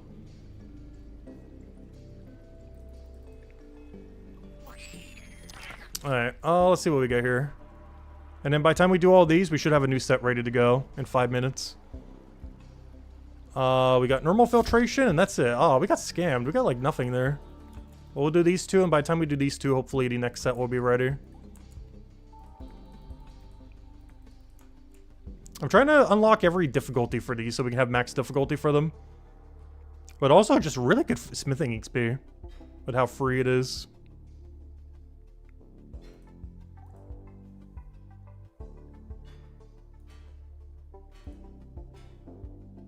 I probably shouldn't have moved that there. I'm making way too long of a path right now. This is already way more than enough.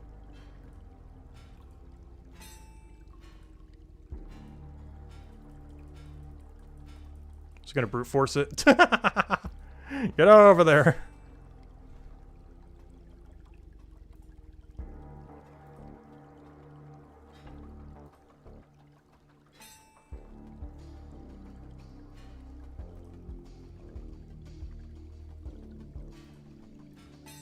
What else do we need? I need that over there. Is there any other turn I need, or is everything else just straight? Okay, everything else is just straight. So every straight we get, we need to use. But all the curves should be done now.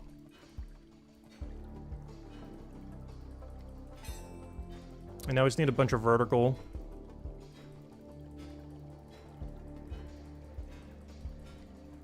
I'm so glad you're allowed to replace these. This minigame would be so much harder for this particular puzzle if you could not replace. Which how I was doing it initially. But then I accidentally misclicked and realized, oh, you could just replace them. That is so free. Because I was originally playing it where like every tile was permanent. Which would be way harder, but it doesn't actually work that way. Maybe a higher difficulty it does. But, yeah, you're allowed to just replace them, which makes it way, way easier. They're not permanent. Alright, save that for later. And now we just gotta grab the basic on hard. Oh, we almost have very hard. I don't have any of them on very hard yet. So here we have a cross here. The way I normally like to do these is try to set up all the cross heres immediately. And then we're good to go. So for example, we only have one cross here that I have to go do over here. So I can set that up and we're already good to go. And now I just need to go get a flat for the other area and then just set up everything else we need. We already got the cross here done, so we're already good to go there. Get another flat for there, get another little curvy. Bottom left curvy to go into there. Oh, where's my second bottom left curvy? I need that so we can go into the pipe that we just set over there. Get the other turn, get the vertical in there. And now I just need like many verticals, so we'll grab that vertical, grab the other vertical nearby, and then I just need the other top, and then we just speed it up, and then we win. And that should be everything, unless I misclick somewheres. Oh, wait, I need the other top. I forgot one of the tops. Wait. Stop. I need one more top than what I was doing. There we go. Okay, now we can speed it up. Alright, that should be everything then. Unless I missed something somewhere, but that should be good. There we go. Alright, how much time do we have for the next thing? We got like 2 minutes to kill. I guess I'll grab some granite real quick. Because we gotta wait for the next set, and I don't want to bother smithing something right now, so... Let's grab like a half an inventory of granite. It's actually not too bad of our level range to actually go with mine as well, so... This is the highest stone we can currently mine at our current mining level. It's not the best thing we'd be doing for EXP at our current mining level, but it's the highest tier stone we can currently be mining at our mining level. It's not that bad to go for while we're waiting for the menu. Even if it wasn't your best, it'd probably still be okay to go for. Just because it's so close to where you already do it if you're just waiting a second. Alright, and then let's go for the one more set and then we should be good to go. And then by then the message board should be set. We'll go do our bounties real quick. And then we'll go right back to Forager to go finish out the Jade Monument. And then we only have one more tier for both at tier 9. We'll be good to go. Alright, one more set. Come on, respawn any second now. And then by the time we get back there, the next set should be ready. I wish you could preemptively click on that. There's one thing they haven't changed yet that I wish they would. I wish you could click on the resources for the next room that's faded next to you. You can preemptively do it, but you can't do it, you can't do it, like... How do I explain this? Like, if I try clicking it now, you can't click it. But if I do this, you can. Like, if I go right here and click it, the game will remember that I still have to mine it. Like, notice right now I can't end up clicking it or anything. But if you click it in the previous room, it does let you. It's really weird. Like, it remembers that you need to do it, but it doesn't remember it in a way that seems intuitive. Like, you can't just simply click on it preemptively from room to room. But if you did it while you were already in the room, moving to the next room, it works. It's really weird. Not sure if they're ever going to change that in the future. Anyways, what's our board at? Perfect timing. Unfortunately, once again, only one and no high rarity. Really unlucky. We got the quickest, easiest one, though, so it shouldn't take that long. Just got to spin a bunch of them. Oh, yeah, they still haven't put amulets in. I'm really curious what they're going to do for various effects and stuff for amulets. I'm hoping it's more than just, like, small stat bonuses and stuff. I hope they actually do, like, actual, like, cool things. I don't know, we'll find out whenever they come out. I'm really hoping for an amulet that, like, lets you move through water at normal speed. And stuff like that. Like, amulets that are actually kind of useful. Rather than just, like, here's some stats or something. Or if it is gonna be stats, at least make them, like, fun stats. Like a small life steal chance or crit chance or something. Alright, that's super free. Rotate only is definitely the easiest category. It also pays out the least low. Alright, that's all we need there. So yeah, if we don't get the Jade Monument done in time, I will go check it again in 53 minutes. But otherwise, we should be good to go. Actually, at this point, I could actually reset that. Because I already did it for current hour. So let me reset that to, how do I reset it? There we go. So I'm resetting it to current hour. There we go. I'm not sure we're going to need that at any point in the stream, but if we do, that's when we next have to go check our smithing bounties. But otherwise, let's see if we can go get Jade Monument done in that time. I think we can. I'll go check in 20 more potions. In 20 more 5%, we'll go check to see how much Jade we have. Because by then, we should pretty much be there, or just almost there, as far as just needing a slight amount more. So we'll go check once we have 20 remaining, or 720 technically. And that should be pretty closely aligned to the total amount we need.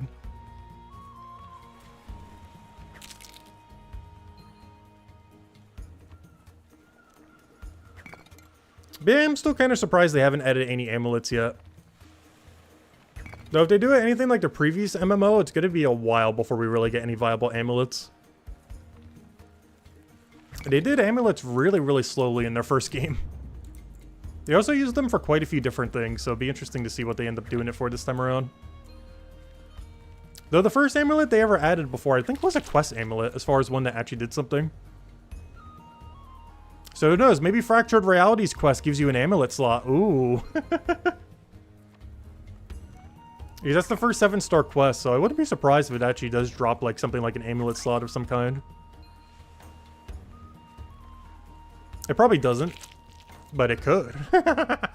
We actually don't know what the reward for it is yet. We know it's the first 7-star Mind of Matubin quest, but we know nothing about it beyond that. It's the first 7-star quest in the game, and it's going to be in Mind of Matubin. That's like all we know about it.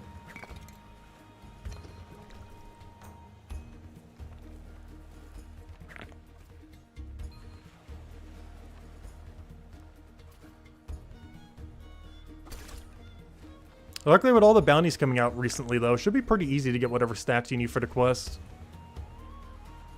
As smithing bounties came out last week, stonemason bounties are coming out next week. And 2 weeks from now, we're getting mining giving a benefit to leatherworker.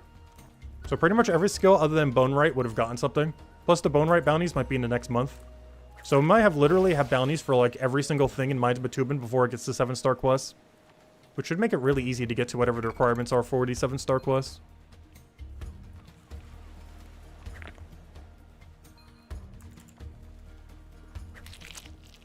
And hopefully it comes out before my trip though. I am leaving late May.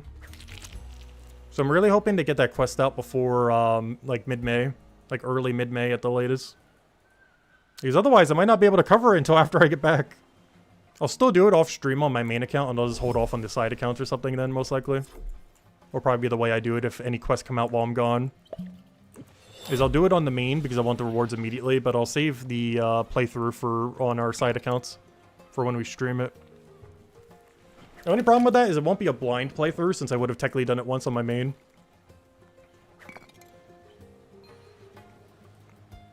But I'm hoping that quest does come out before I have to go on the trip though. And at this point I pretty much have everything sorted for it. I just converted the last of the money I need. Got those little adapters for Europe so that the plugs actually work. Got the bag. Got the ticket. I just need war to not break out over there. And we'll be golden. Luckily, Greece said that they're not helping, so that's good.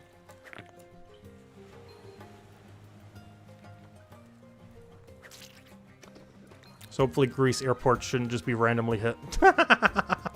At any point.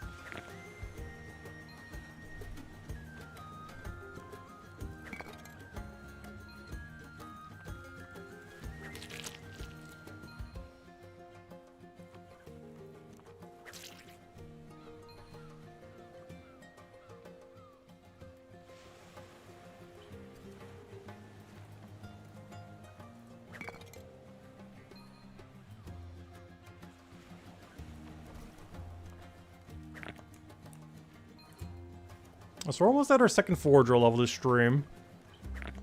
Not too many, but we got to pretty much every goal we need to this stream. Also, did we ever get Femur and Ramhorn speed up? I think we did. Let me go double check on Forager gloves. I think we have it on every bone except one. Let's see. Where's Forager glove? Oh, I'm in Merchant. No wonder I can't find it. Whoops, wrong menu. Let me go grab all these and go double check it on the other menu.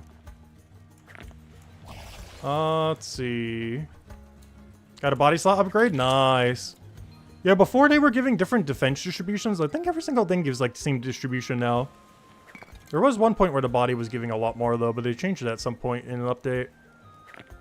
Hey, what was I looking for? I was looking for, is there any bone upgrade I currently don't have the speed up for?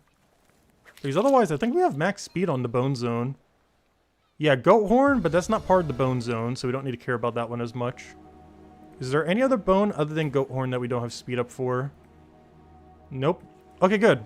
And then the other one is just shell plus the other thing. So yeah, the only bone I don't have speed up for isn't in the bone zone, so we don't have to worry about it that much. So every bone for bone zoning is sped up. So it's going to be really good for whenever we head back there, as that's definitely going to be quicker than doing, the loop we were doing before on the beach. As every single thing that we're going to be touching guarantee has the speed up on it. As even the nettle has it as well. So the nettle and all three of the bones that we'd grab during, or actually all four of the bones because bone spike as well, would have the speed up from Forager glove. The only bone we don't have it for is goat horn, but goat horn is a part of this area right here. So we don't need to worry about it because it's not in the bone zone loop of the top left that has all four of the bones. But otherwise, we have all four of those speed ups, so whenever we do that, it should be pretty easy. Because we'll be able to go through the route way quicker than we normally would. We should save almost 3 seconds per cycle. As it'll be the first thing that we ever forge for that will be saving time on every single node. Which means, what does it say per inventory? So we're going to double two things. So I'm touching 22 nodes. 22 times 0.325, I believe it is. So we save 7 seconds. 7 seconds per circle. That's not too bad. And each circle takes like 2.5 minutes or whatever it is. So that's almost like, it's basically like 3 minutes an hour, 3 to 4 minutes. Out of any cycle that we would be doing in all Forager, it might save the absolute most amount of time, oddly enough. Doing the Bone Zone with all Forager Glove upgrades, which we have. Not all the upgrades, but all of them for the Bone Zone specifically. But yeah, it saves like 7 seconds per set. And roughly, like 3 to 4 minutes per hour. That's not like amazing, but that's definitely better than not saving 3 to 4 minutes an hour. I might even go test it on stream today just to go see. Obviously, we're not at the level range to be doing it properly, but I kind of want to see, once we finish Jade Monument, what that loop is looking like. Because I'm probably going to be sending that off stream once we have the level for it. So I'll go show it near the end of this stream just to see. Because it'll be the first loop that we do where every single node we touch is affected by Forager Glove. It also doesn't affect the routing at all. Because the way that it's routed, it doesn't actually care if things are going quicker. Like, it just gets you through the loop quicker. Because you're not really waiting on any spawns like you do with this shell loop on the beach. So you don't really have to route it weirdly. You could route it literally the same way you normally would. And the only thing it would do is get you to the bank 7 seconds quicker. Which still gets you on perfect cycle for when you loop back around. So it should be one of the best loops to actually benefit from Forager Gloves. Unfortunately, it's not good until level 47, but we can still test it beforehand. But it gets really good at 47 because everything's upgraded on the route while doing it. But we can still test it without it. It just will be lower tier resources. But yeah, we'll test it near the end of the stream once we finish Jade Monument. It'll be the one and only loop we could really do where every single thing we touch is improved in speed. At least based on our current amount of Leatherworker. And you don't even need that high to get it done either. I don't think you need tier 6, do you? Or do you need tier 6? Let me double check. No, you only need tier 5, I think. Which is still pretty high. But to be able to have max speed Bone Zone, I'm pretty sure you have it all by tier 5. Because that's when you get Bone Spike and Ram Horn, which would be the last of what you need. So at level 250 Leatherworker, you can do the Bone Zone at max speed. As the Blood Nettle, or the Nettle in general, will be upgraded. All 4 of the bones will be upgraded. And that's everything. But yeah, you need 250 Leatherworker to have max speed Bone Zone. And that gives you every bone in the game except for Goat Horn. Which requires a higher level glove and is way out of route to bother going for. Which honestly, I think they're just better just buy from the shop, honestly. And just do everything off of Bone Zone. Because it requires way lower Leatherworker. And the gameplay loop for it is just way better. So there's a good chance if we need any Goat Horn in the future, we're just going to buy it from the shop. Whereas most of the bones we'll just get from the Bone Zone then.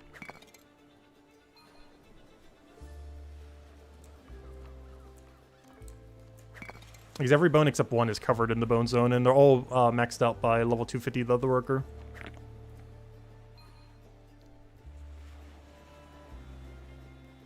And that's one of the biggest beneficiaries of the new Leatherworker gloves as well. Like 7 seconds per set doesn't sound like that much time, but it really starts adding up over time.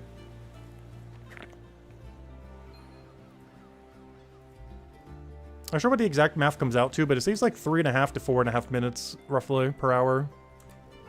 Which is still not as much as like Leatherworker, saving almost like 5 minutes an hour once it gets the update in a week from now, or 2 weeks from now, I mean. But it's still pretty solid. Out of any gathering skill, it would probably gain one of the biggest benefits from it.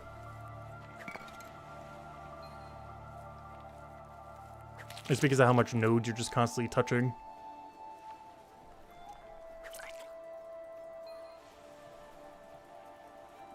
Alright, 17 more potions. And then we should be pretty close to how many jade pieces we need. I didn't actually check beforehand how many we needed. But based on how many we've needed in the past, it seems like about how many we would end up needing. So we're kind of just guesstimating it based on that. There's a chance we overshoot today, but oh well. Hopefully we don't. We'll find out when we accidentally do. Rather slightly overshoot it than slightly under, though we are probably going to slightly under it, though.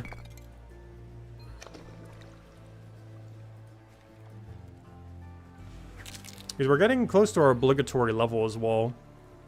When doing jade pieces, we'll always gain at least 1 level. And we're about to gain it right now, or at least during this set. How much more XP do we need? We need a little over 1 million. I forget how much we're getting per set. Because we're getting like, what, 20,000 per piece? So yeah, 2 more sets we would get the level done. Rest of this set and the next set. The levels don't really do too much for right now, though. Anything levels would help us with is for the passive later tonight.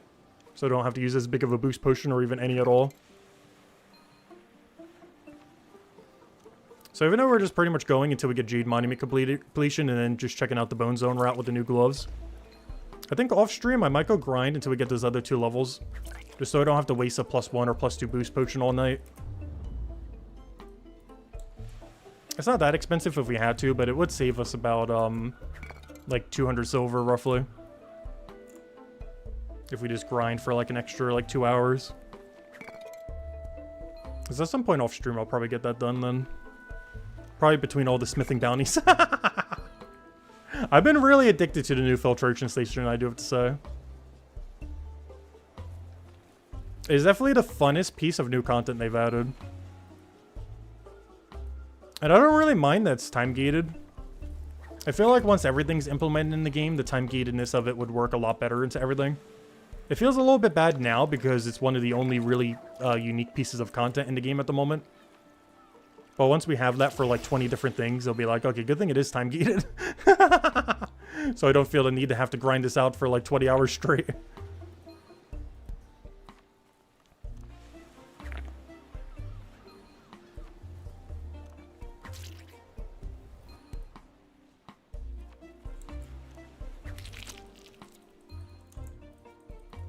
Because I definitely feel like I would burn out on it quickly if you could do it infinitely. Like, we do it for like 5 hours and be like, okay, I had my fill for forever. But over a longer duration of time, it's like, oh yeah, a nice little cool puzzle we could do for some quick XP. Because the XP for it's actually insane. The fact that it costs nothing, and it pays you, and it gives some of the best smithing XP rate per hour if you get good at the minigame. And you can use potion midway through on it as well as of an update a few days in last week. It wasn't in the stream that we did, but a few days later they added the ability to use potions midway through. Which means you can always be boosted for every claim you ever do for them. Whereas before, that was a lot harder to do. Because you had to like preemptively drink them and waste a lot of your potion. But now you can drink it like literal seconds before the minigame finishes and then double dip the potion into your next solution as well. Which is really good whenever you have like a 2 times or higher bonus on them. Because it allows you to easily chain 2 or even 3 of them together depending on how quick they are. Or how quick you are at them. Like some of them are quicker than others. Like the rotation one is very, very quick. Whereas the double filter one is very, very slow and probably one of the more complicated ones. The main thing I'm really scared about though, we've had to do double filter. But one thing we haven't gotten to do yet, which I think we get at next level, is we gotta do double stream. So we had to filter it twice, but now we're gonna have to do 2 streams at once. That is gonna be pure chaos. That might honestly be the hardest one out of any of them. It's hard to tell because we don't actually have it yet. But twin streams is probably the hardest one out of any of them. It'll probably be even harder than conveyor belt. Because conveyor belt is pretty much the same as, I would assume it's pretty similar to how, the other one is. That one where you have to go and, do a long path. I think it's at like tier 7 right now. Where you gotta make that really long path to go through the dam. It should be kind of similar to that in that you're kind of getting random pieces over and over and over again that you gotta build a path for. So it shouldn't really be too much different than going the distance. I don't think it is, unless they throw some other gimmick in it. But there's a good chance tier 8 is going to be the hardest one. With the double stream. It should be even harder than double filter. Because the biggest issue is you have 2 timers moving at the same time. One of the reasons why double filter isn't as bad, even though the pathing gets a little bit weird when you have to do all the crosshairs, it is only 1 timer that's moving. Technically. Whereas you're going to have 2 timers moving with the twin stream, which is the main complication with it. So you basically have to be working twice as quick to make sure all the pieces get down.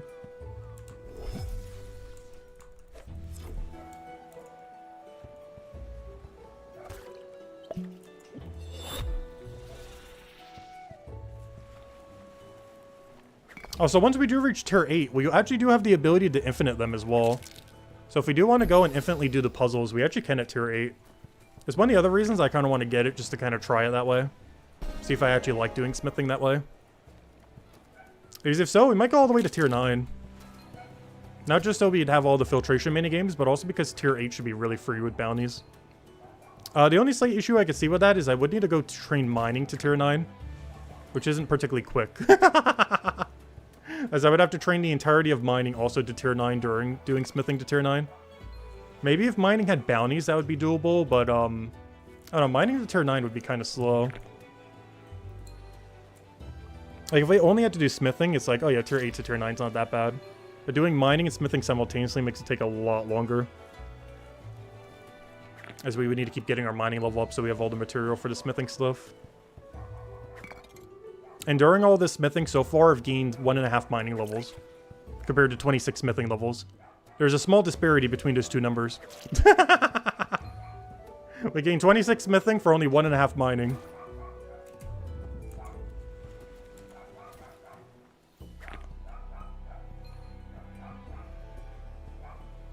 Also, dogs barking in the background. I think everyone finally left the house, so now I'm the only person here. So now it's alone.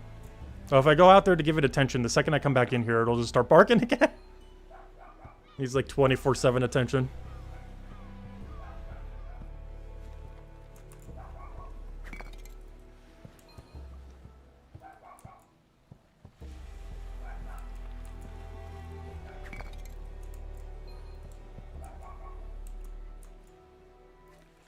Oh, no, the misclick. Oh, good thing I did. I need to grab the corner starfish. I keep forgetting because normally I've skipped it in the past, but we're actually grabbing it due to the quicker harvest speed.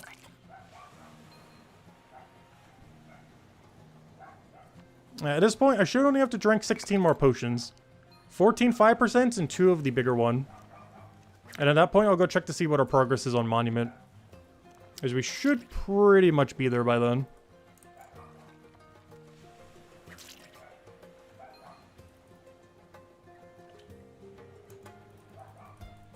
That's that guy was called Hardcore Honey Bear, that's funny. Actually, that's something I'm not sure if I'm going to be streaming. There's a hardcore bingo event going on in Old School RuneScape. With some pretty big hardcores. I'm definitely going to be participating in it like the last bingo they did. But I didn't bother streaming it last time. I might end up streaming it some this time, we'll see. Some of the bigger hardcores in Old School RuneScape are doing a bingo event thingy.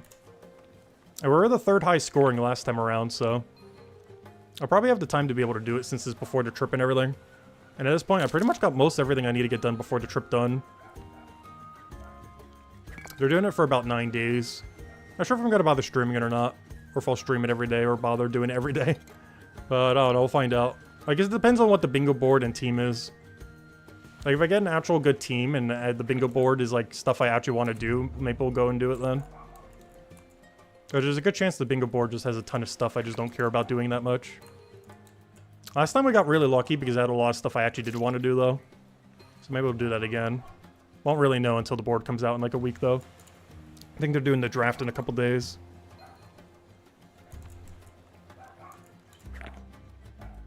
Yeah, I might stream it some. Because our max hardcore and old school RuneScape is still alive at the moment, somehow.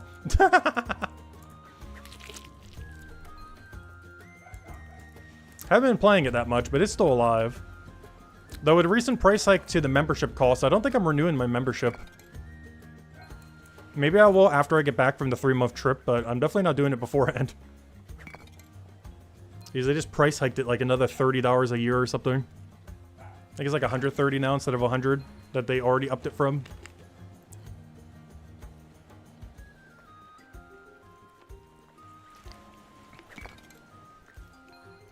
His Brighter Shores right now is like, what, $72 a year? Technically slightly less, depending on how you count the cents. But it's like 72 hours a year right now.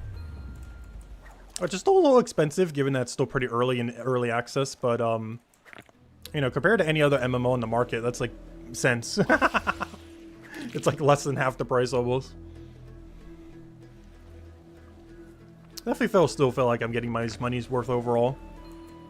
I do wish overall progress was a little bit quicker though. But with our new weekly schedule, you know, they're still getting content out every single week, so it's not that bad.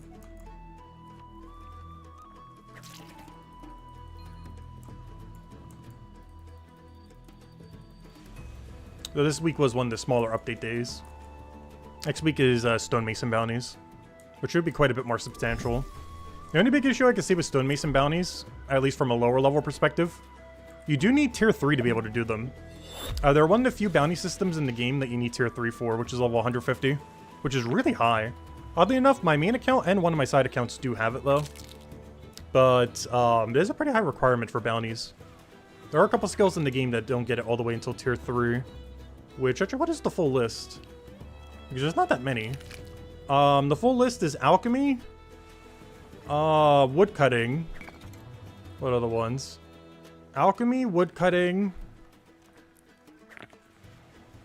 stonemason. Is that it?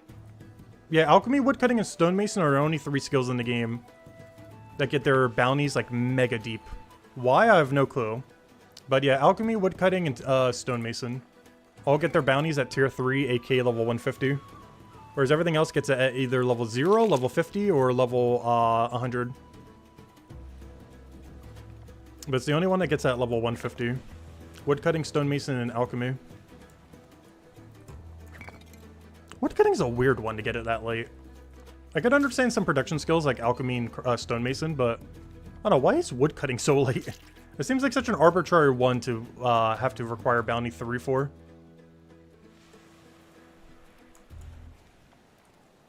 Unless there was a reason why they really had to have dungeon at 1 for some reason. Because it makes sense why combat needs to have dungeon at 1. But, I'm not sure why they needed woodcutting to be dungeon 1. Maybe we'll find out once dungeons actually come out.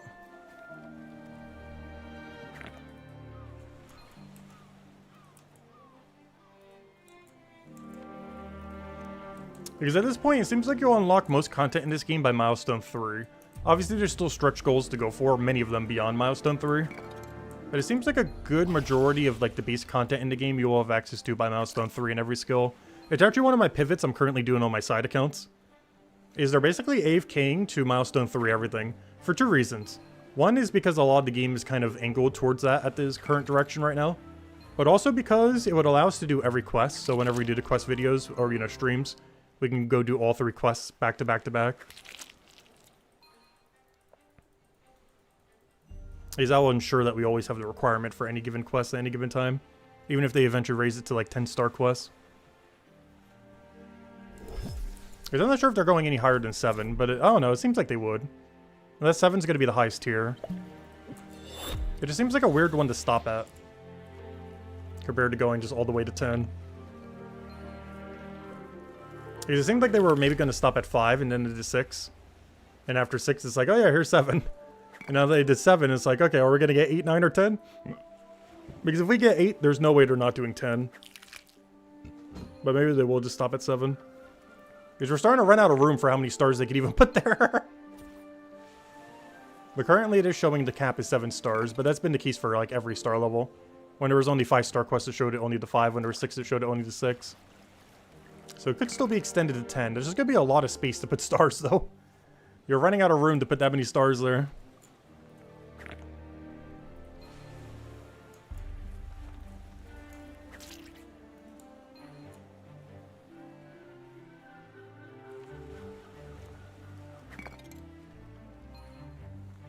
I just realized, now that they moved the menu, what does the mega drop-down look like? Not that one. There it is. But yeah, it feels weird because the mega drop-down doesn't have the knowledge point thing all the way at the bottom anymore. It's all the way at the top. But it does make it so that we could fit another chapter on the mega drop-down eventually. Oh yeah, I need to grab one of each of these. But yeah, how many chapters can we fit here now? Let's see. You could do that, then that.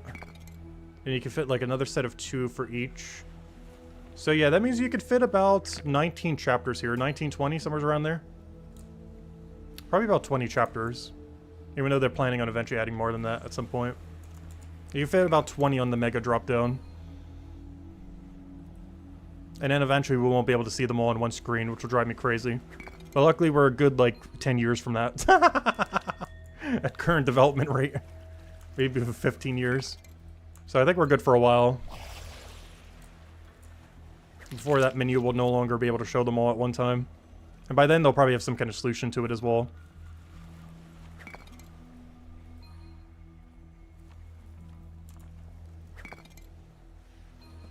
But yeah, the screen can fit about 20 chapters on it, roughly. Unfortunately, this screen can only fit what's currently here. Once we get one more chapter, it already won't fit. Alright, it should be the second to last Mega Boost potion we gotta use. The rest should just be 5% then. It should be the second to last double claim on one. And of course we're putting in the Forager.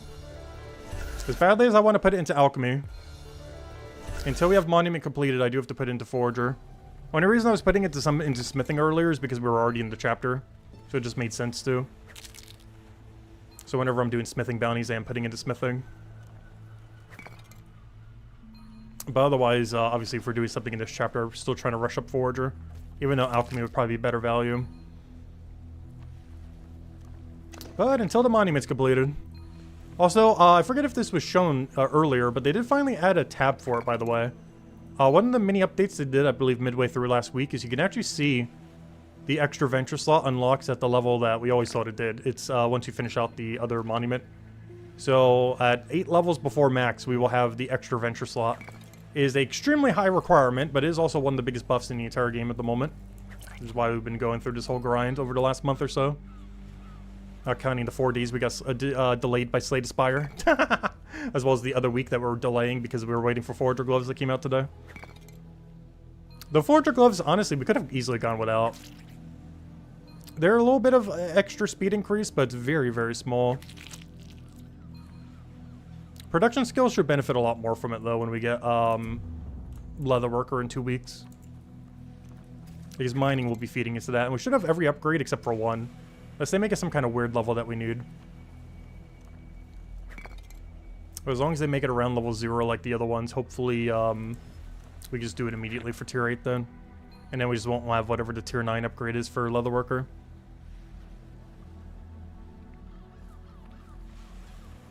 We wouldn't be doing that because we'd want better gloves though. We'd mostly just be doing that because I need the leather for Armor Maker down the line. The better gloves would just be a tertiary effect, but all the things we got to do with combat synergy already have gloves upgraded for it. Because the final combat synergy one you need, not counting the limpet, or not counting the hogberry, because technically you could do plant plus hogberry, but you could also do potato. So the final one you need for that is actually pretty low. I think you only need like tier 4 to be able to do every combat synergy glove. Because the final one is water lily. Not counting Hogberry, otherwise you need like tier 8 or tier 7, whatever it was. I think it's tier 7. But not counting Hogberry, every combat synergy thing for Forager you get by tier 4. So by level 200 Leatherworker you have every combat synergy one, except for Hogberry. But you can still do the same enemy off of Potato, so you still have something you can do it on. You just can't do it on Hogberry specifically, but you still can do it on Potato. But every combat synergy you'd have the double 4 by that level. Because the only ones you need are Water Lily, a Potato, and Wall Plant, are the only 3 that have combat synergy in Chapter 1. There's also Hogberry, but you could do Potato instead on the same enemy. Though if you were to do it for Hogberry as well, I believe it's tier 7, which would be the next tier that we would get. No, you'd need tier 8. Yeah, that's way too deep. You need tier 8 for Hogberry plus Limpet. That's not worth going out of your way for. Tier 4 for everything else could kind of be, but tier 8 definitely isn't. It would just be a byproduct of trying to get ready for Chapter 5. Yeah, it's way too high to bother doing it with. We definitely would just stick with Potato in that situation. Oh, please stop misclicking.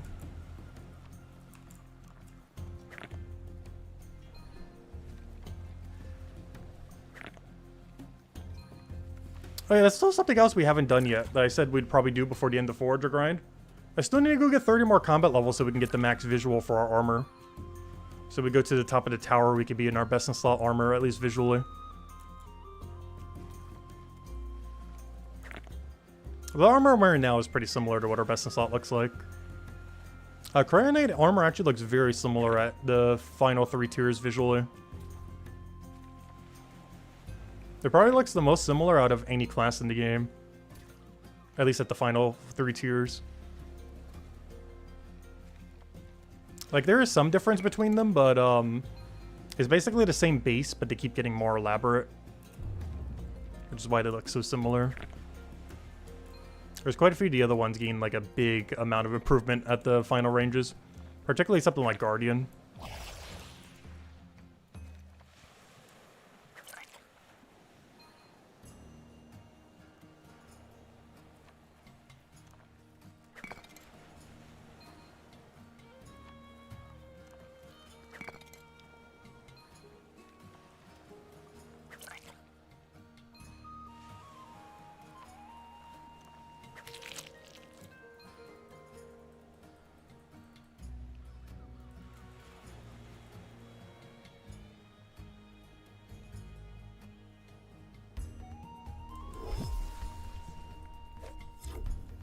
It looks like we got 11 potions to go.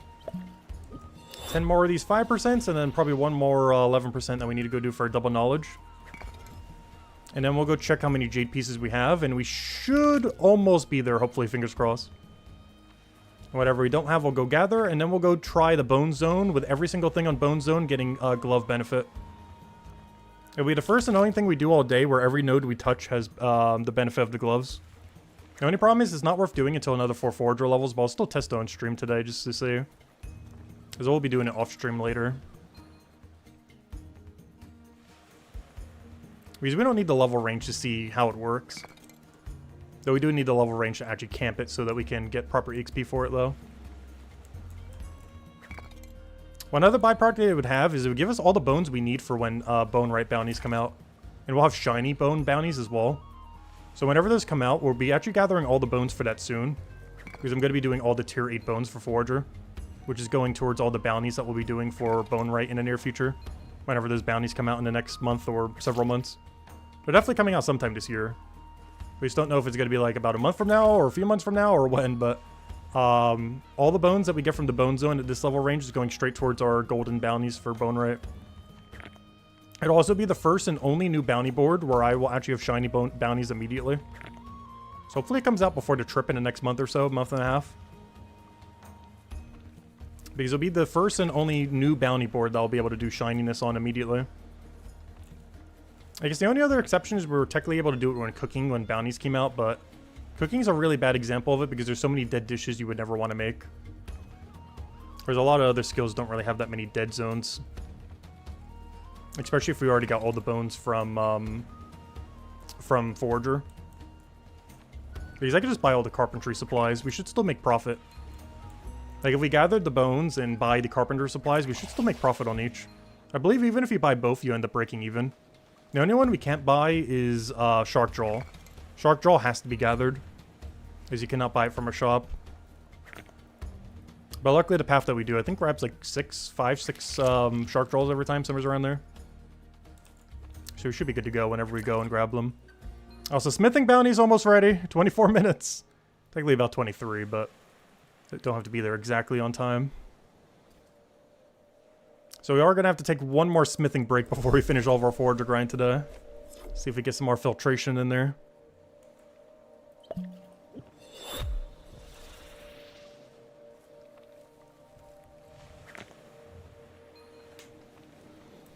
Oi.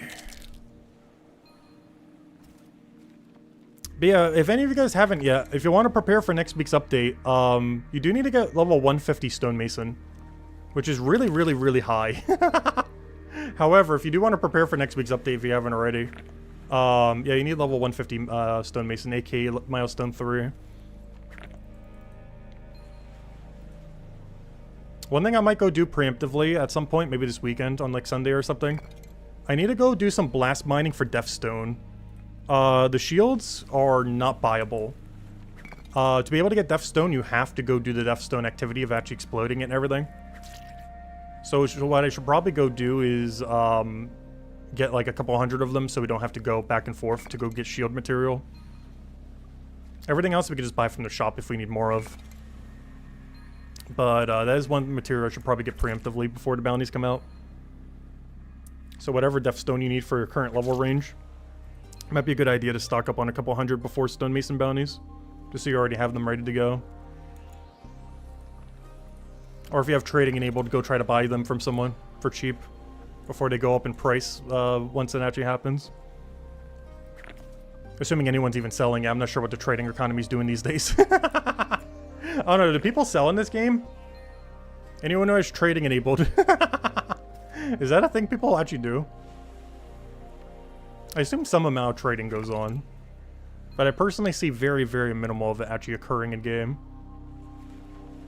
But as someone who has trading disabled, I guess I see it less often just because I'm normally not in trading areas.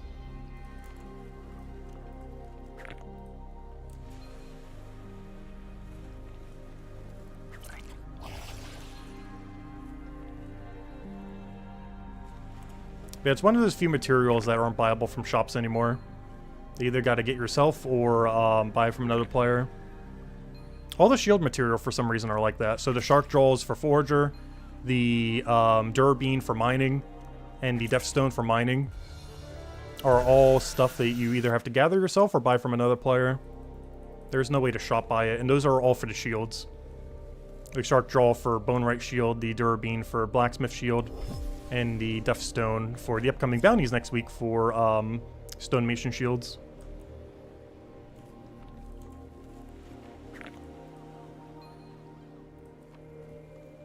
Oh, I forgot to drink the 5%. I kind of have to drink it midway through just because I'm using it as my timer. So now we should only need 7 more 5% and 1 more 11%. And doing so should bring us pretty close to Jade Monument completion, if not already there. I never did check the number beforehand, but based on other time frames we've done this in the past, it should be pretty close. We've been using potion timers lately just because they're actually surprisingly accurate. Assuming you remember to use a potion each time. That's because you know how much you're getting per inventory. So if you measure it based on how many potions you end up doing, you know X amount how many you're getting. Because every inventory I'm doing 16. So we know, for example, like 10 potions is 160 jade, for example. So we can kind of do potion math to figure it out, guesstimation-wise. As long as we always remember to drink a potion, which we normally do. And it makes it so you don't really have to keep track of anything. You just keep track of your final potion number and be like, okay, once we hit that potion, which has been about 720 for this, we kind of know, like, okay, now we need to go do the, we need to go check to see if we're there or not. It's a little bit easier than keeping track of, like, 15 or something. Like we were counting down up to 15. Because we're tracking the end number rather than counting to a number, which makes it a little bit easier to track.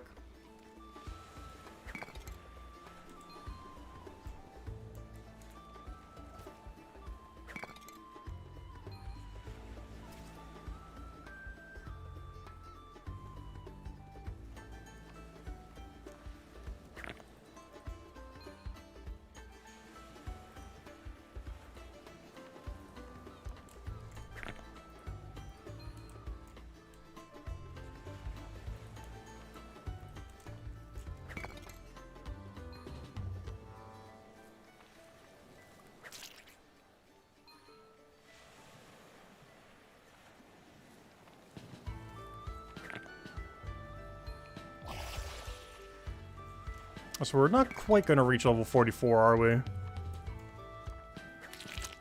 definitely got to grind to it before tonight, just so we don't have to use a boost potion all night long. It's not that expensive if we only have to use a +1, but using a +0 is even better. Like, if I was really pressed on time, I would probably just drink the, boost potion, but I should have enough time to go do 1 level. It's not that long.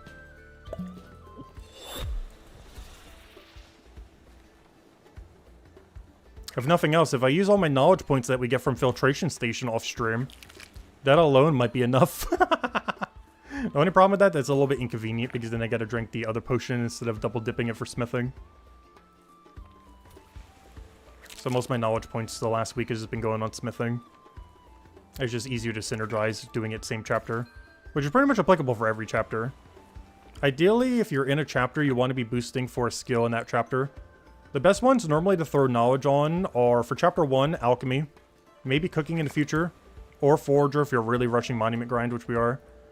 Chapter 2, you'd want to throw most of it onto Carpenter, but maybe a little bit on the Botanist. For chapter 3, you want to throw almost all of it on stonemason and smithing, whichever one you're prioritizing at a given time. And for chapter 4, you want to be throwing it all into leatherworker. That's generally what you should be throwing your knowledge on. And whenever you're doing combat, you should be throwing it on whatever chapter you're in for that corresponding skill. So for combat in chapter 1, you know, it's the same thing that we just went over. It would be the same distribution. It's basically whatever the most annoying production skill is in a given chapter is basically the one that while you're doing anything in that chapter is where you should be throwing all your knowledge points. Is basically how it goes down. The only problem is there's multiple chapters with multiple targets in that regard. Or chapter 1 has 2, though alchemy is way better at the moment. Hope Forest only has 1. Might of Bitumen has 3, though only 2 of them are particularly viable. That being smithing and stonemason, just because bone rate's pretty free. And then Chronopolis only has 1 with leatherworker. But there's a good chance Stonewall Hill will have 2 again. Obviously Armor Maker is one of them, but there's a good chance Builder is going to require so many supplies that Builder is also technically a production skill. It might be a little bit of an in-between with how it actually works. But I believe Builder is ultimately going to be a production skill. So it will be a double production skill chapter, with Delver being the only non-production skill in the chapter. Which would make it the only skill, or the only chapter that's like that, if that is the case. Because so far, all the skills, or the chapters that have 3 skills only, have 2 gathering-like skills, kind of, and then 1 production skill. Because Detective is technically a gathering skill, not sure what exactly you would call it. It's definitely not a production skill, though. But, Chapter 5 will likely be the first chapter that double dips production skill. Since both Builder and Armor Maker are likely production. Well, obviously Armor Maker definitely is. But Builder is also likely a production skill in some way. Making it the first and only chapter with only 3 skills that is double production instead of double gather. Unlike chapter 2 and 4.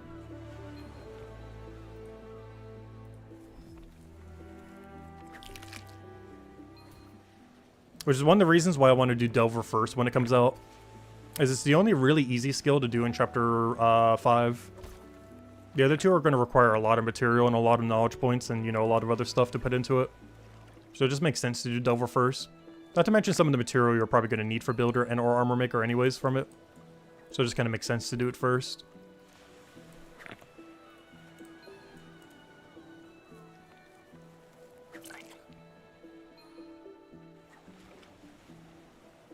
Also, whenever Chapter 5 does come out, we're streaming like every day for a month, assuming I have free time that month whenever it comes out. Hopefully I do. Hopefully I don't do it while I'm away on my 3-month trip. Hopefully it comes out around the 2-year anniversary of the game or something.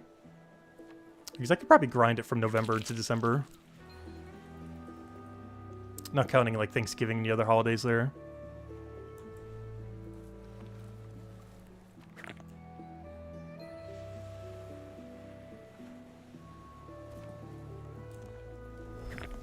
If assuming I have the time, the second that chapter comes out, we're rushing 500 Delver. And then slowly, gradually getting up both Builder and Armor Maker.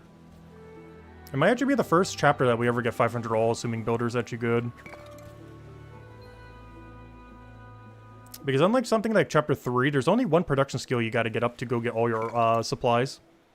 Unlike chapter 3 that's divided into 3 skills, that makes it a lot harder to get them all maxed. Because if we put the same amount of time we put into Bonewright plus Stonemason plus Blacksmith into Armor Maker, we'd have like level 15 Armor Maker. And it only goes to level 10. Like, it should be pretty free to get up. Not in the sense that it's an easy skill to get up, but in the sense that it's only 1 skill instead of 3. So you're feeding a lot of material into it from a bunch of other skills. Unlike the other 3 where you need so much material because they're all divided up. Though bounties are going to make them a lot easier, though. Blacksmith bounties last week, Stonemason next week, Bonewright probably in the next month. Which is something I'm also curious about when new chapters do come out. Are they actually going to release them with every single, like every single bounty and everything already unlocked? Like, is Chapter 5 going to release with dungeons already? Is it going to release with bounties already? Is it going to release with reward events already? Because if so, there's a good chance we're not getting Chapter 5 until next year. If they're going to bring it out with, like, absolutely everything. Like, 2 quests, a main storyline quest, all the bounties, all the dungeons, all the world events. Like, it's going to take a while to develop. If they want like everything to already be out by the time it launches. It also sets a pretty high precedent for every other future chapter if they were to do such a thing as well. Because that's a lot to have to get out for each chapter. It's probably going to make it so we only ever get one chapter a year. Once we actually do start regularly getting chapters. Because that's a lot to have to develop every single time for a new chapter.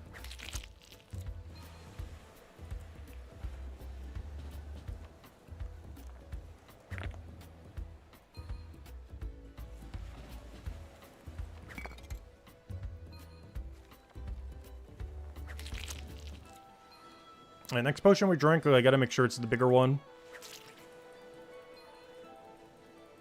And then we should just need 5 bar normals, and then we could go check the monument and should be good to go. The only thing that's going to get in the way of that is the smithing timer. Well, we'll just go after. I think we could even just close the smithing timer. Just gotta remember once we go finish Jade to go immediately go check it, and then we'll go check the bone zone with the Forager glove giving benefit to all of them. And then we'll end it on the bone zone thing once we go and do a couple laps. I don't want to farm it too much right now because I still need 4 more Forager levels. Well, technically 3.5 before it's really viable.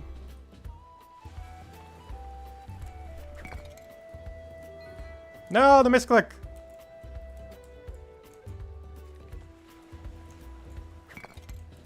I should really stop trying to click them while our character is moving. Because it is way easier to do once he's stationary. Alright, this will bring us to a 200% meter. We'll waste a little bit of it, but it's fine. It's a little bit harder to tell the gradual movement of it now with how this new bar works. Oh, there we go. We're going to have to waste 1% here, but it's fine. Now we go use the bigger potion, throw both of those down into Forager.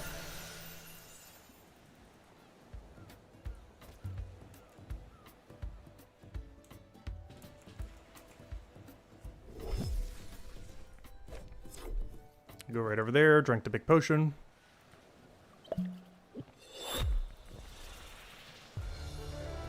Put that in the Forager. Put that in the Forager again.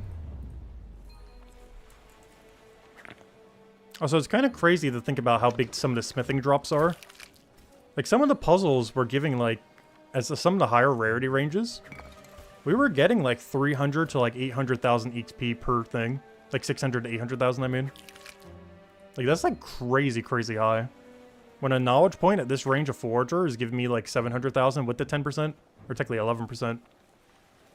But some of the tasks for those pipeline things were giving that much. Because some of their base values are, like, a little over 200,000 at this level range. So you get, like, a 3 times on that, you're already at, like, 650,000, not even counting the potion bonus. Like, they give some pretty hefty amount of XP. Especially given that they're pretty quick. They take, like, 2 minutes. A knowledge point takes, like, you know, anywhere from 10 to 20 minutes. So their payout is actually really good for a filtration station. It's one of the main reasons I don't mind that they're kind of like an hourly. Because, wow, do they pay out well. If they were to make them infinite, they'd pay out so much less, which is kind of unfortunate. But we basically have an infinite for it whenever we get the golden bounties. It's the closest thing we have to be able to infinitely do them. It's not quite the same, but it's pretty close to infiniting them. We'll have access to that for at least another 2 weeks, though, at this rate. Though if I got as many smithing levels this week as I got last week, I would technically reach it by next Monday. I don't think I'm going that crazy with it. Though when we do stonemason bounties, I will be doing stonemason plus smithing bounties, so next week, when we do that, we'll be doing both at the same time. You may notice I've kind of been ignoring fishing bounties. Oh, excuse me. And the main reason for that is, production skills matter a lot more when it comes to the bounties.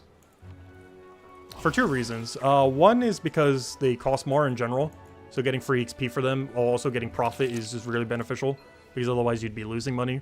So you're basically saving even more money. But the other reason is a lot of gathering skills, you actually need the material from it. And so far, a lot of the gathering bounties, or at least the ones for fishing, you gotta turn them in almost always. Which means you don't actually get to keep the supplies, which kind of defeats the whole point of doing a gathering skill. Because the whole point of doing gathering skills is, you know, gathering supplies. Whereas if you have to keep turning them in for bounties, then you're not doing the whole gathering aspect of it. There's one of the biggest downsides of fishing bounties, as well as any future bounty like that, Forager bounties would have the same issue. Botanist bounties would have the same issue, you know. Even mining bounties, stuff like that. They'd almost all be really ignorable. It's because they're nowhere near as good as to do as production bounties, because you're both getting rid of the material for a small amount of cash that you don't really need. We're also simultaneously getting XP for a skill that's already pretty easy to get XP in.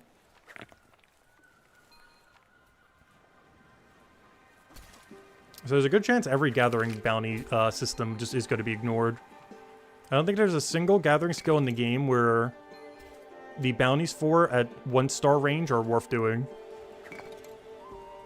Except for, I guess, Merchant, but that's because everything for Merchant is bounties. By not counting Merchant, because it's a little bit set up a little bit differently. But every other gathering skill in the entire game is basically pointless to do 1-star bounties for. Whereas for every production skill, pretty much doing 1-star bounties is worth. And doing 2-star or higher is definitely worth it for every production skill.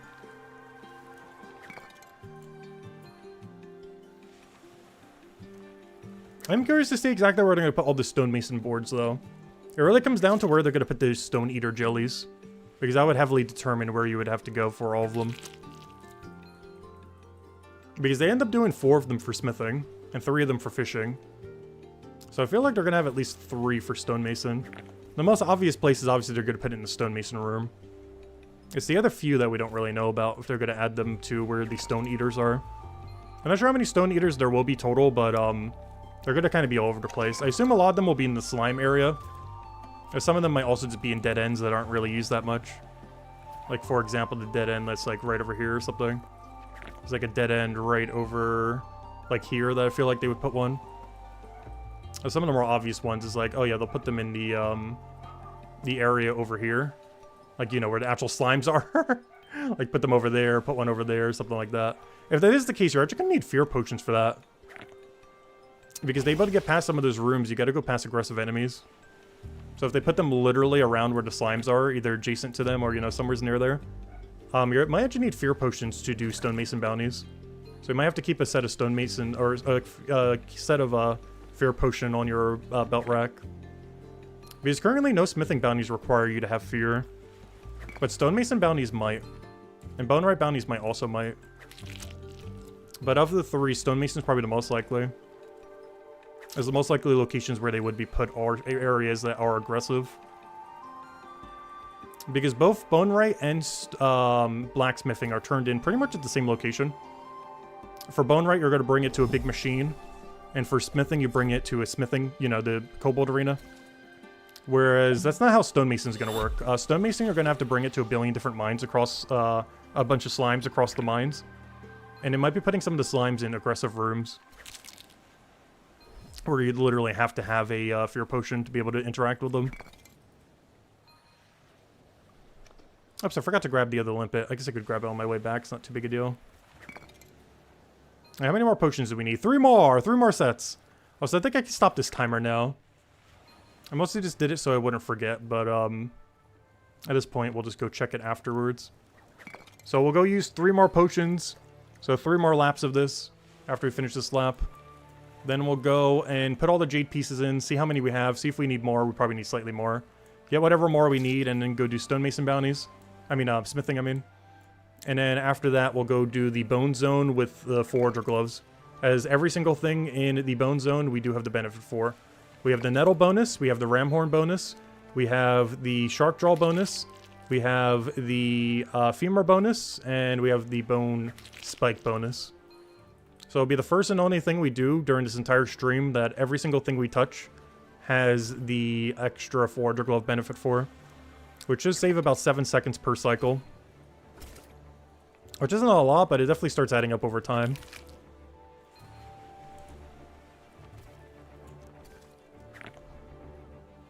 But it saves about 4 minutes an hour. Which is anything like crazy, but definitely helps. Oops, I grabbed one too many limpets here.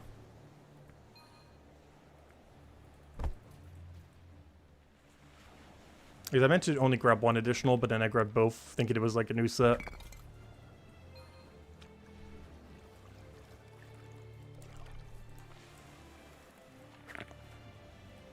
Because I forgot the one earlier. So unfortunately we won't reach double knowledge here, but maybe the smithing bounties will poke us up. If that's the case, I'll probably just be putting in the smithing. But hey, at least it's a smithing level. I really need to get to level 33 though. I have so much propaldium banked from the previous system. Because before you had to camp them for way, way, way longer. So I have like 150 something propaldium for this. Which is more than enough than how many you need. So I can do this whole thing for free. And guess what else we can do for free? Because of Forager, we have a bunch of scrap metal. I don't think it's enough to do the full duration, but I do have a good set of scrap metal at tier 7. I know for sure I have all the propaldium we need, for sure. But scrap metal, I think we have like a day or two of. So the next two things we have for smithing AFK are really good. Technically the one we're at right now as well, because this one's the free one. I finally, for the first time ever, I've gotten to do horseshoes. I was doing it last night, the night before. I even do it tonight. Though I think it might be time to go back to Forager because I got to go do scrap metal tonight, so... I guess we're not doing it tonight. But yeah, it's really nice to finally be at a good AFK again for smithing. Unfortunately, the gold one's really bad because you can't buy from the shop, and it also gives worse XP, so... It's pretty skippable these days. But horseshoes is great. Propaldium, I already have it banked from the previous system, so that's great. And scrap metal we already have banked from Forager, of course. Not to mention I'll be doing scrap metal tonight to go get it for tier 8. Which I don't quite need for tier 7, but you know, we'll eventually need it. Though tier 9 scrap metal is very useless though. The main reason being is at that point you're already basically maxed with smithing. But every other tier it's not that bad. But for specifically tier 9 scrap metal is actually kind of useless. Because you're basically already maxed at that point, whereas every other one that matters is so you can get to the next tier a little bit quicker.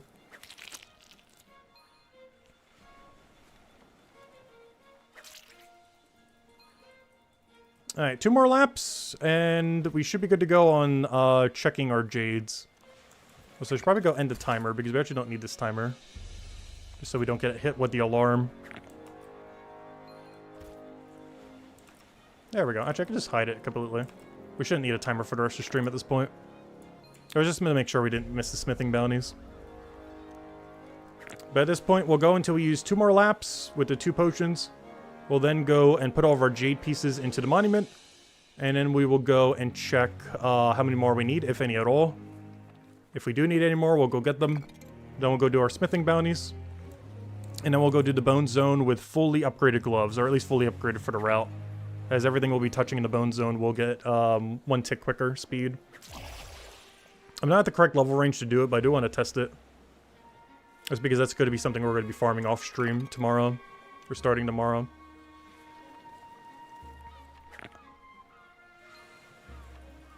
Because I'm not sure how much of it I'm actually going to be streaming, but I don't know, I might throw some of it in there.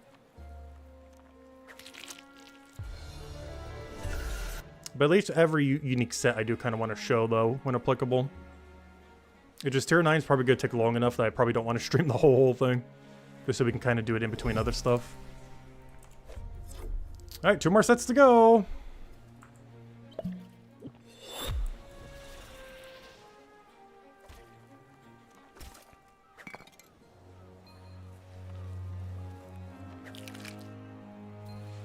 It does look like we're going to get 2 levels here, so that's nice.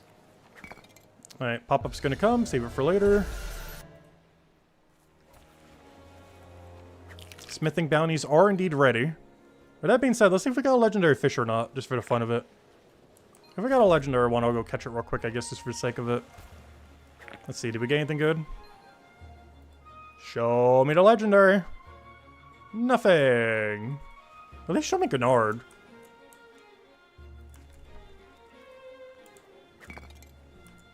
It's something I do wish the Forager skills had. A higher rarity catch-only task. Because all the higher rarity ones are turn-in only, which is really bad. It's fine for production skills. It actually makes sense for production skills, but it's really bad for gathering skills. As you don't get to keep the resources, ultimately. So it kind of defeats the point of a gathering skill if you're not actually gathering something to keep it. It makes sense for production skills because obviously you're doing like a final product kind of situation. It's something I hope they do change in the future. One thing they actually did change with the blacksmith bounties, forget if I mentioned it yet this stream. One of the updates last week ended up making it so that the filtration station and the turn-in tasks are more common, which are both great additions. But that would be kind of bad if they did something like that with Fisher, where if they made the catch-only tasks less often. If anything, it should be almost like the inverse, where yes, the legendary one should be more common, but they should also make the some catch-only ones for higher rarity. Because right now, catch-only can only be on 1 star.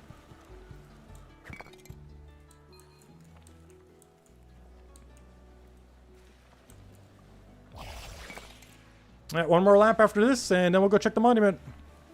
Hopefully that's enough. Then we'll go do smithing bounties, then we'll go do the bone zone to go test out the gloves working on every node there. Though we do still need like another 4 levels before we can do it properly for actually farming it though. Because I do need the final 2 bone upgrades. But that will also give us all the bones we need for bone right shininess when it comes out in like the next month or whenever it's coming. And we have to go feed the machine a bunch of bone weapons. These will be the first one of these new bounty systems that will be golden for. So we'll be able to really spam them out. At that point, we'll probably spam at least to like tier 9. Oops, I forgot to drink a potion. But it should be the final one. Because of potion math, we're at 720. Though I did just guesstimate it though. Because I didn't actually double check to see how many we needed initially. But I did it based on about how long it's taken us to do in the past. But it's not accounting any new ones that we have to do, so we're probably still a little bit short here. Unless we did somehow overshoot. I don't think we did, though. The only reason we may have is because of the slightly higher pickup speed on Starfish, but I highly doubt that. If we had a higher pickup speed on all 3 of these items, I'd be like, okay, yeah, maybe that happened. But the fact that we only have higher pickup speed on Starfish makes me think that's probably not going to be happening. Because that little bit extra speed's not going to make that big a difference. We're saving like 1 second every cycle. That's like barely anything. What would you say to upgrade kingdom-wise after finishing doing magic kingdoms for Gems of War? Attack kingdoms. I'm focusing on all the red attack kingdoms. Because attack is the next best stat after magic. Because then red deed books become the new purple. Which is why we've been so happy whenever we see a red, like the double red we got last night on stream.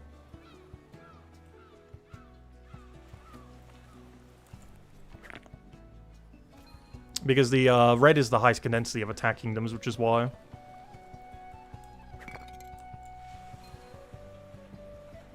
Kind of like how purple has basically all the magic kingdoms.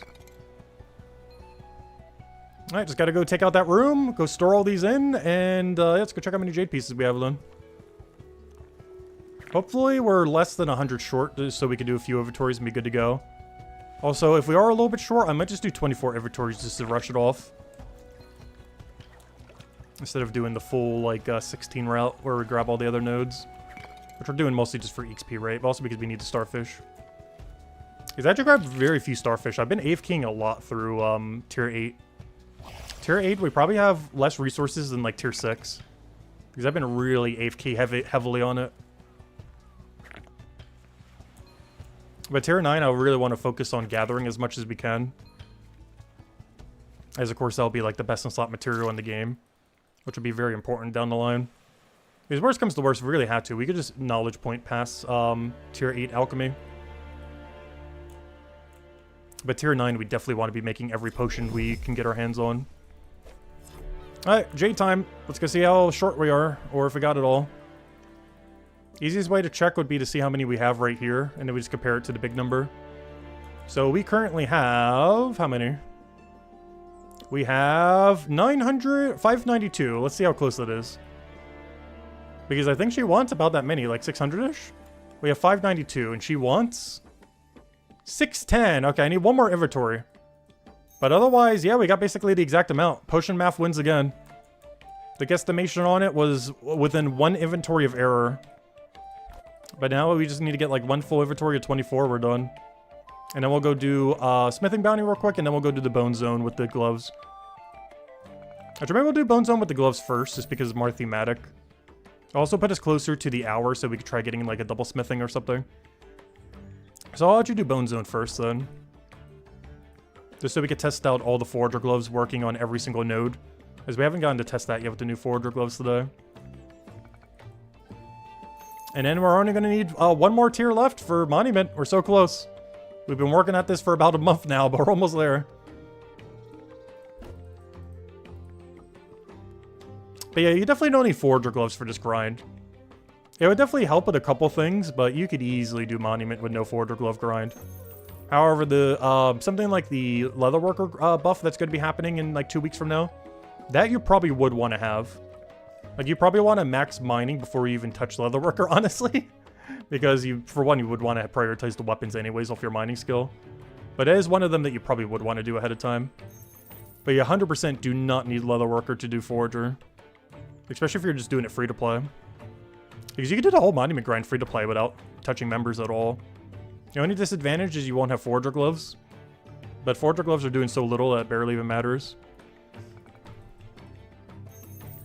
But that would be the only difference with the Forager grind. At least currently. It's a very small difference. Like at most, max Forager gloves saves you like 5 hours on your way to max. It's not that much. Like it's more than nothing, but it's not like a huge amount. Whereas having like max mining when working from level 0 Leatherworker probably saves you like 20-30 hours or something. Assuming it saves the same amount of time as gloves, or 20% speed increase. If it is, it should save anywhere from like 10, 20, maybe even 30 hours on Leatherworker. Whereas having gloves for all Forager probably saves like 5 to 10 hours, if even that. Just because of how Forager works compared to, Leatherworker. Because you're gaining the benefit constantly from Leatherworker. Whereas you only gain it for Forager if it makes your route tighter. And the amount of speed increases you get don't really work on a lot of routes. For Bone Zone, it's pretty good that we're going to be doing in a second. But for a lot of other routes, it barely saves any time at all.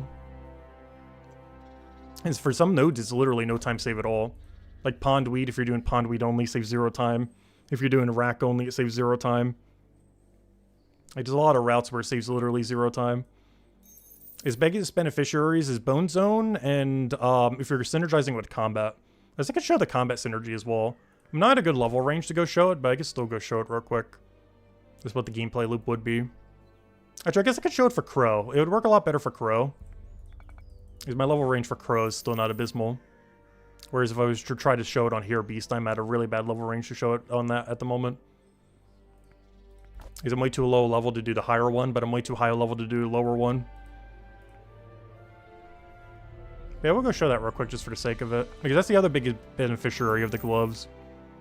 Is the few main resources that you would synergize with combat gain a huge benefit from it.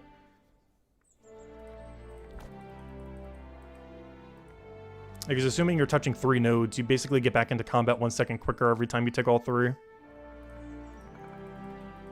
Because there's 1 less second of downtime that you have between each combat set. Which isn't a lot, but if you're doing like 100 kills an hour, that starts to add up a lot. It's like over a 1.5-minute time saving per hour. Which definitely starts adding up over time. It's nothing huge, but it's better than nothing. Definitely starts adding up. You get them at a pretty low level too. Like the one that you need for Wall Plant, you get at like level 2 or lower or something. You get it like really early. Like the gloves for Wall Plant, I think it was at tier 2, I'm pretty sure. No, that was the Pondweed one. Where's the one for, not Water Lily, the one for, what's it called? Oh, so wish you could do the side thing at any tab here. It's a little annoying that's all the way at the top. Nettle Rack, where is it? Was that level 1? Wait, was it literally at level 1? Or level 0, I mean?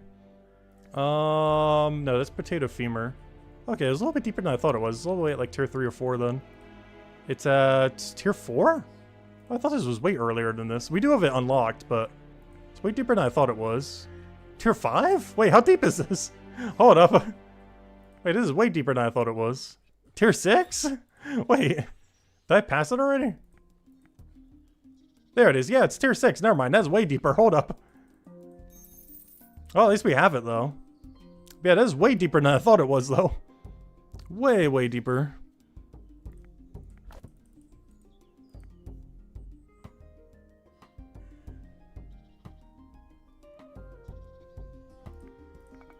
Anyway, almost got all the pieces in. I'm still need to do one more inventory of 24 once we go do put all these in, though. We fell one inventory short with the approximation with potions. But then we'll go do the one inventory, then we'll go do the Bone Zone just for a little bit to test out the gloves. Maybe I'll go do the combat synergy with it real quick just to go test out the gloves with the combat synergy. And then we'll end it by doing a little bit of Filtration Station. Which might be a reoccurring theme, honestly. There's a non-zero chance we literally go max out smithing with Filtration Station over the next, like few months. In 1 week, I got 25 levels from it. Plus a little bit of the other production I did. The only thing that might really hold us back is I do want to do it with mining. So to be able to mine all the ore we need would take a while. I didn't have to do it too much at this level range because we already had most of our levels and everything. But I'd have to do it a lot at tier 8 and a lot at tier 9. Unless I'm doing literally only Filtration Station and nothing else. But that means every task that isn't filtration would be a lot harder. I could always just buy the material and do mining later, I guess. But that'd be a little bit awkward doing it that way. Because it would make a lot more sense to do the mining first.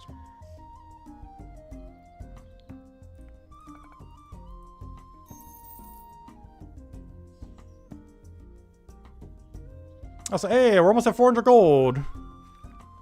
This isn't going to quite get us there, but we're going to get very close as of today. Also makes me want to go grind it, but I don't know, if we do enough Filtration Station, we'll get there. Those Filtration Station don't really pay out that much, though. Which makes sense, because, you know, they're already pure profit in a sense. Compared to, you know, normally losing money on something like smithing or stonemason. But yeah, we're going to be like 3 gold short by the end of today of 400 on the dot.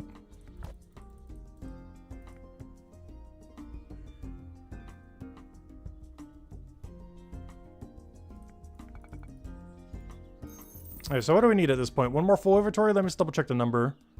Hopefully an inventory of 24 gets us there. Yeah, let's double check the number. What are we at currently? We need 20. Oh no, is that 28? Oh no! Oh no! I guess I do a double 16 route. Okay, that's fine. And we gotta do a double 16 and then we'll be good to go. It doesn't look like a 24 gets us there. We're gonna be like 2 short or something. Or 4 short, whatever that was. But yeah, I'll just do 2 sets of 16 and then we're definitely there. We'll even overshoot a little. So we'll do 2 sets of these, then we'll go to Bone Zone real quick.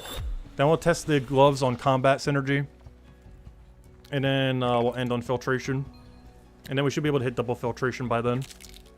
Which we should be pretty close to the 40-minute double reset that's coming up soon. I'm saying 40 minutes as if that's soon, but you know, sometime relatively in the future.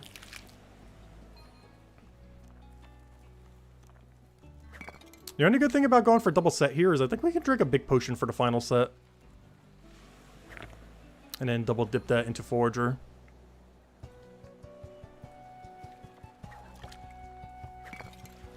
I would still need 1 more level so we don't have to boost later though. I might just use some amount of the 1+1 boost potion. It's not that big a deal. If we had to use that for the full duration, it's like only 100 something silver. I think we can live with a little expense like that. It'll barely, that's like 1 inventory of jade that we gathered today.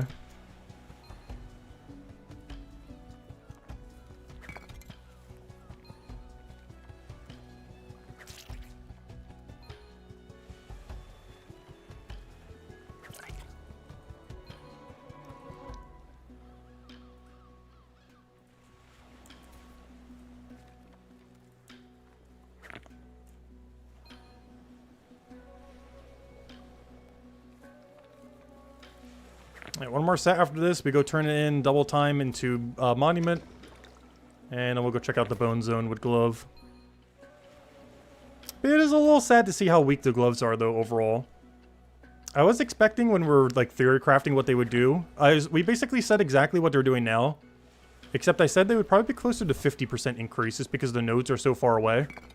This feels like a weird skill to do only 20% increase for. Like, it makes sense doing that for a reduction skill since you're constantly on it the whole time. But it really felt like this should have been closer to like 40-50% increase rather than 20%. Just because there's so much downtime if you're just walking where you're not utilizing the glove benefit.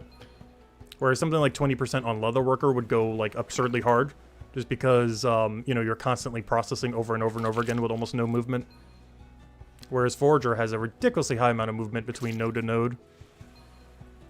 relative to Forager, relative to Leatherworker, that you're moving like 3 times total. I guess technically 4 to go and, you know, bank and everything.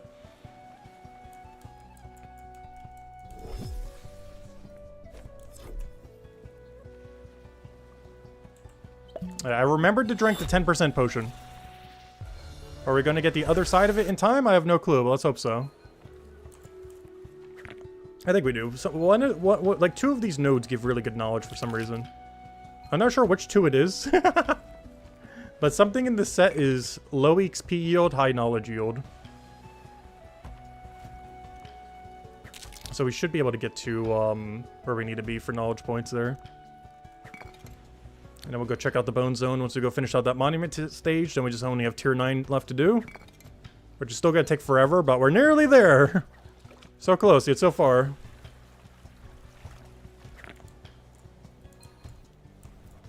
It's also our highest skill by far. It'll be the first skill that we have that reaches tier 9. Not kind of combat that's functions a little bit differently. But of all the ones that function normally, this will be our first tier 9 skill ever. As well as our first max skill, as once we finish Monument, obviously we're going 8 more levels just to finish it at that point. Even if I have to just get scrap metal at that level range or something. Like, we will finish it out. Though, realistically, I should be doing Bone Zone at that level range. So we can get all the juicy bones at the end of tier 9, so we can use them for maxed out bone right weapons down the line. Actually, I just realized, with the way that that's distributed, don't I have to, I didn't think about that. The final tier bone is probably going to be the most important for tier 9, won't it? Because the way that bone rate works... Can you make max level out of all of them, or only the final one? Oh no, you can make it out of all of them, never mind. They all go to 44. Never mind, false alarm. They all go that high. I wasn't sure, but yeah, never mind, everything in that tier goes that high, that makes sense. Oh no, I'm not gonna reach the knowledge meter in time. No! That's unfortunate. Not too big a deal though. Alright, that should be all the monument pieces we need. Let's go bank them, go to monument twice. And then to the Bone Zone. Not for too long though, because we're not in optimal range for Bone Zone at the moment. Still 3 levels short once we get that level. Don't have our 47, unfortunately. If only we get active boost potions from something like cooking down the line or something. Because now would be a great time to go use like a +3 to go do Ram Horn. But unfortunately, we only have passive boosts at the moment, no active ones. Alright, let me go store all this away. Let me go get all of our pieces from the storage. And then 2 sets should bring us to Jade completed at tier 8. And then we only have 1 tier left for both of them. Now, let's see what this even upgrades. Because then we just get the dragon heads or something. So what's this going to do? Put Jade on them? Alright, so we'll go get this. Then I think I need like 4 more. This falls like ever so slightly short. So we overgrabbed by like 4, but that's fine. Oh no, I did the math wrong. Never mind, 24 was already enough. Oh! We got some braziers I can already start lighting. Hold up. Ooh. Can I light them right now? Ooh, we gotta do it. Light brazier. Because you get the monument piece, I believe, as soon as you light all the braziers. There we go. Ooh, shiny. Does that look like unlit? Does it actually have a light source attached to it or not? No, the fire is a lie. It didn't get lit. There's still a giant shadow there. Alright, 4 more to go. Which are these 4 up here that aren't built yet, but they will be by the end of the final milestone. So that means next tier is probably putting the guardrail here for stone. And then the final Jade will make the braziers for up here then. Stone will make the thing so we don't fall off, and then the Jade will make the braziers at the corners here. And then once we relight all 4 of those, we should have ourselves a extra tile. Very nice. Alright, we're almost there. So this bottom's as upgraded as we'll ever look. I'm pretty sure this is max upgrade for right down here. So this might have to be our new thumbnail when we get a clean thumbnail of this later. If we want to go do some of our other Forager streams to go finish it out. Because this right here is max bottom. I don't think the bottom ever looks more upgraded than what we have now. The only thing that will look more upgraded is the top, where this will have a guardrail and braziers in the corners. The guardrail at stone and the braziers at jade. Alright, let's go to the bone zone real quick, then we'll go test it with combat and go from there. And hopefully by then we can get a double dip on stonemason, smithing bounties. And then our next major stream will be smithing, I keep saying it inversely. Our next major stream will be stonemason bounties next week then. And maybe I'll throw one other stream just going over a bunch of Forager stuff that we've been doing in between. I don't think I'm going to go show the entirety of our grinds because a lot of it is just going to be very similar. Forager gloves not that big of a difference. But, you know, we'll still go and show it when we have like relevant stuff to go show for everything. Alright, anyways, well, I'm just trying to bank. I have nothing in my inventory. Alright, let's go to the bone zone with speed increase. One thing that'll be interesting is to see when this potion gives out. Because before, we actually had a really good timing of how long this potion lasts. Before, the potion would not last through 2 nodes. So if this is good enough to go through every node, then this is a pretty nice improvement. Because before, you would go through 2 nodes where it wouldn't work. So let's see if we can actually get it to work on every node now. Now that we have the speed increase. Every single thing that we are touching is increased by gloves. The nettle I have the upgrade for. The ram horn I have the upgrade for. The shark jaw in the next room I have the upgrade for. The femur in the other room I have an upgrade for. Every single thing should be speed increased by 1 tick. And the easiest way to tell is, can we touch all the nodes before this XP thing goes off? Before, you would hit 2 nodes where you wouldn't get XP. But now the main thing is, will we get it for all of them? Is the main thing we want to check here with our normal route. So I'm going to do the exact same routing, but everything's being done 1 tick quicker. So let's see if we can actually make it in time. The easiest way to tell is if we could take the final 2 nodes while still having XP boost. Because that's basically our exact timer to figure out how it is compared to before. And we should be able to make it. With how much quicker this is, we should be able to make it for all nodes. I forget if I grabbed this one or not. There's 3 that we grab in next room. So 1, 2... Okay, yeah, we don't grab that one. Because I grab exactly 3 in next room then. So that one we just ignore. Double we save for next set.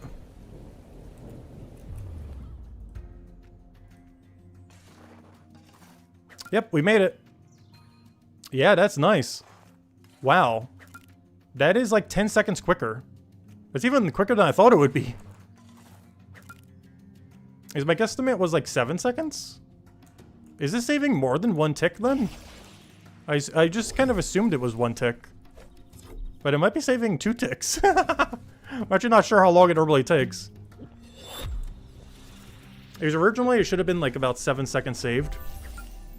But it looks like it saved slightly more than 7 seconds there. Like it looked like it saved almost 10 seconds. Because if it's saving exactly 1 tick per thing, it should be like 7.25 or something. Whatever it was.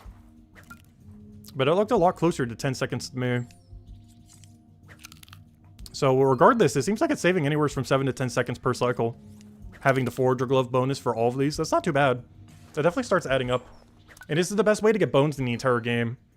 You also get the unbuyable from Shop Nettle if you want some, 4 of them. Unfortunately, I'm at a bad level range for this. I need 3 more Forager levels before this route is really good. And all these bones we'll be using when the Bone Right bounties come out for tier 8. And we'll have the golden bounties for them as well. So I'll actually be using all these bones once we get them then. At least the tier 8 ones here. So yeah, I'm definitely going to have to prioritize doing a ton of this bone zone off stream. We got to camp this for like 5-10 hours. I may even camp it at the early level range of 9. Instead of doing pondweed or nettle. Just because of how big of a benefit these gain with the quicker and speed. Because pondweed and nettle, pondweed and bell plant, I mean, don't really gain that much of a benefit from Forager gloves. Whereas the route we're doing right now gains a massive benefit from Forager gloves. It's like a 10% overall speed increase. Even though it's helping with 20%, but you have to account for all the movement you're doing and everything. Because it makes it so every cycle takes under 2 minutes, whereas before a cycle was taking like 2 minutes 10 seconds, 2 minutes 20 around there. So yeah, it's about a 10% speed increase right now doing it with Forager gloves. Because before our potion would have ended by the time we got to that node right there. But now we're touching all the nodes and still have 5 seconds remaining. Whereas without Forager gloves for any of these, you would have, your potion would expire before you get to... Actually, I can show that real quick, the exact difference. So let me go to a random Forager thing that's not horrible. I can actually show exactly. So notice our potion ended up lasting all the way, and we still had 5 seconds remaining. I can actually show the exact difference if I go on my alt account real quick. So we can kind of see the exact one-to-one comparison. So if I go over to this account right here, we can actually see that he'll have the last 2 nodes not completed. And then the potion will go out. So we can go show this just real quick. Though I do have to bring him back, or it might take a second, but... Let me go show this guy real quick. Probably should have done the other one, because the other one's closer to a teleport back location. That's fine. Let me just go bank these fish real quick from the daily. Sometimes I don't bank them if they're doing an AFK that just goes infinitely without needing to bank. I just bank whenever they need to shift to a different AFK. But let me go show this, because if I use a 5% here, you'll notice it'll stop before the final 2. Because, of course, this one has no Forager gloves right now. Even if it did, it has, like, only the lowest tiers, but it has literally 0 at the moment. So we can kind of see what it looked like before these gloves existed, or if you're doing it free to play. But if you were to use the XP pot here... Oh, wrong pot, whoops. Oh no, that was the good pot. I forgot, it's on different hotkeys. Oh no, that's my last one! I forgot, it's on a different hotkey than my main account. Whoops. But if we go do the same thing that we did on the other one, you'll notice that, yeah, the final 2, we won't have the XP boost for. Is what will ultimately end up happening here. And that's how much time we end up ultimately saving. But let's just go through it without the gloves. But yeah, that saves quite a bit of time. It's saving like 10 seconds per cycle. Oh, so this guy hasn't even been in this room yet. That's... His character is literally... Wait, how was he in that room but never in this room? How does that even happen? Wait, how was he in that shoreline room but has never been in this one? That makes no sense. Alright, let me go get him over here for the first time ever. New room! Let's see. Of course, he hasn't discovered this node yet either.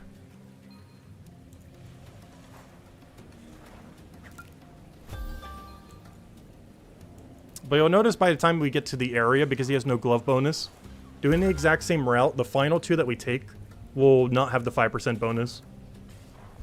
So it's taking like about 10 seconds longer for the set without any glove bonus. Whereas every glove bonus saves those 10 seconds or so.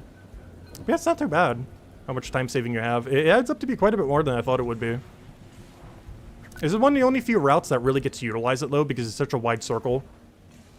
So you actually get to fully benefit from the speed bonus on it, because it's not like the beach route where you have to route really weirdly to make it work. This one you just make a circle and you're good to go. I just realized, because this doubling is slower, I do have to take an extra bone here though. Because this doubling mechanic is way slower at this low of a level range. Otherwise, he already would have had the other double.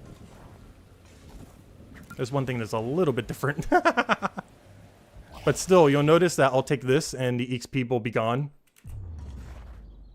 Like, I'm about to reach the second to last and it's gone.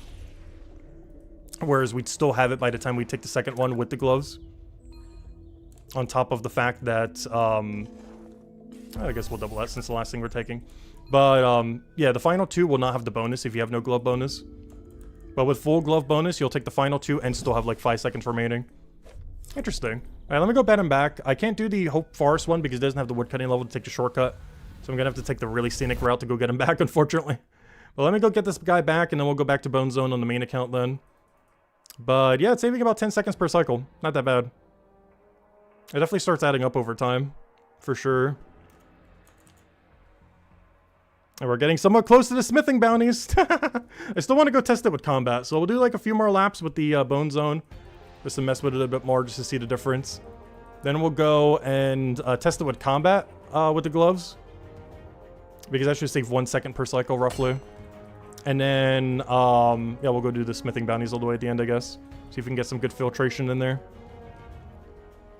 And then we'll probably call it once we go do filtration then. Hopefully we'll get some of the hard ones. I don't feel like we got any, like, the mega challenging ones yet today. Because they've done some really elaborate ones in there at somewhat low difficulties, where you have to do, like, a double crossover. So far, none of them has really, like, super tripped us up yet. Maybe on very hard difficulty they'll start doing that. Because most of them are pretty straightforward, especially once you start getting used to the minigame. Alright, let's go back to the main account just real quick. get our last few sets in, go test everything else we still haven't with gloves. And then go do Forager real quick. I mean, the bounties real quick for smithing. Alright, so back to normal bone zone with the buff. Let me go and bank all this real quick. But you'll notice when we do it this time, of course, we'll be able to get the XP bonus across all of them and still have like 5 seconds to spare. Whereas the other one, it got to the final one, or, you know, by the final 2, it didn't have bonus. And then the rest of the time, it, you know, still didn't have bonus. But this one will have it not only for the final 2, but will also have like 5 seconds to spare. And that's all from Forager glove speed. But yeah, this is probably the biggest beneficiary of any route.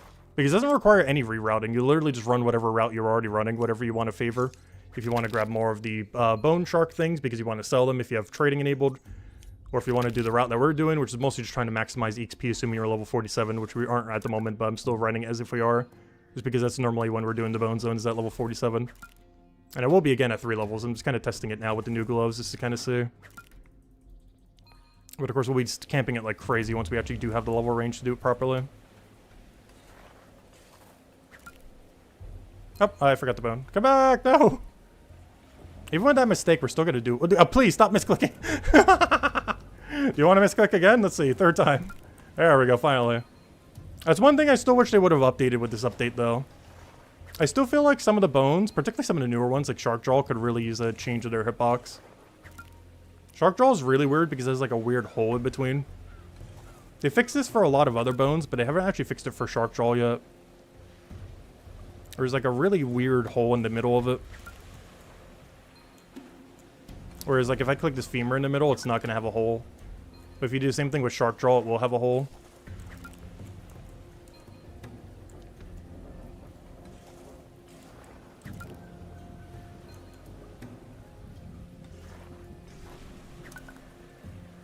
And even with that mistake earlier, we'll still have the 5% go into all of them.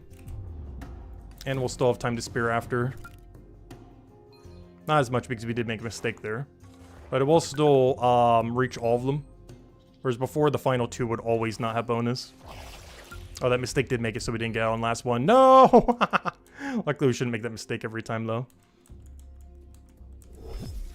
Alright, let's do one more lap, and then we'll go test it with combat, I guess. But overall, I would say this is probably the most beneficial route that you would get from it. Even more so than the beach. Though in all fairness, I am missing the tier 9 gloves to be able to do shell. So maybe once you have the final upgrade, you could really get some good value from it.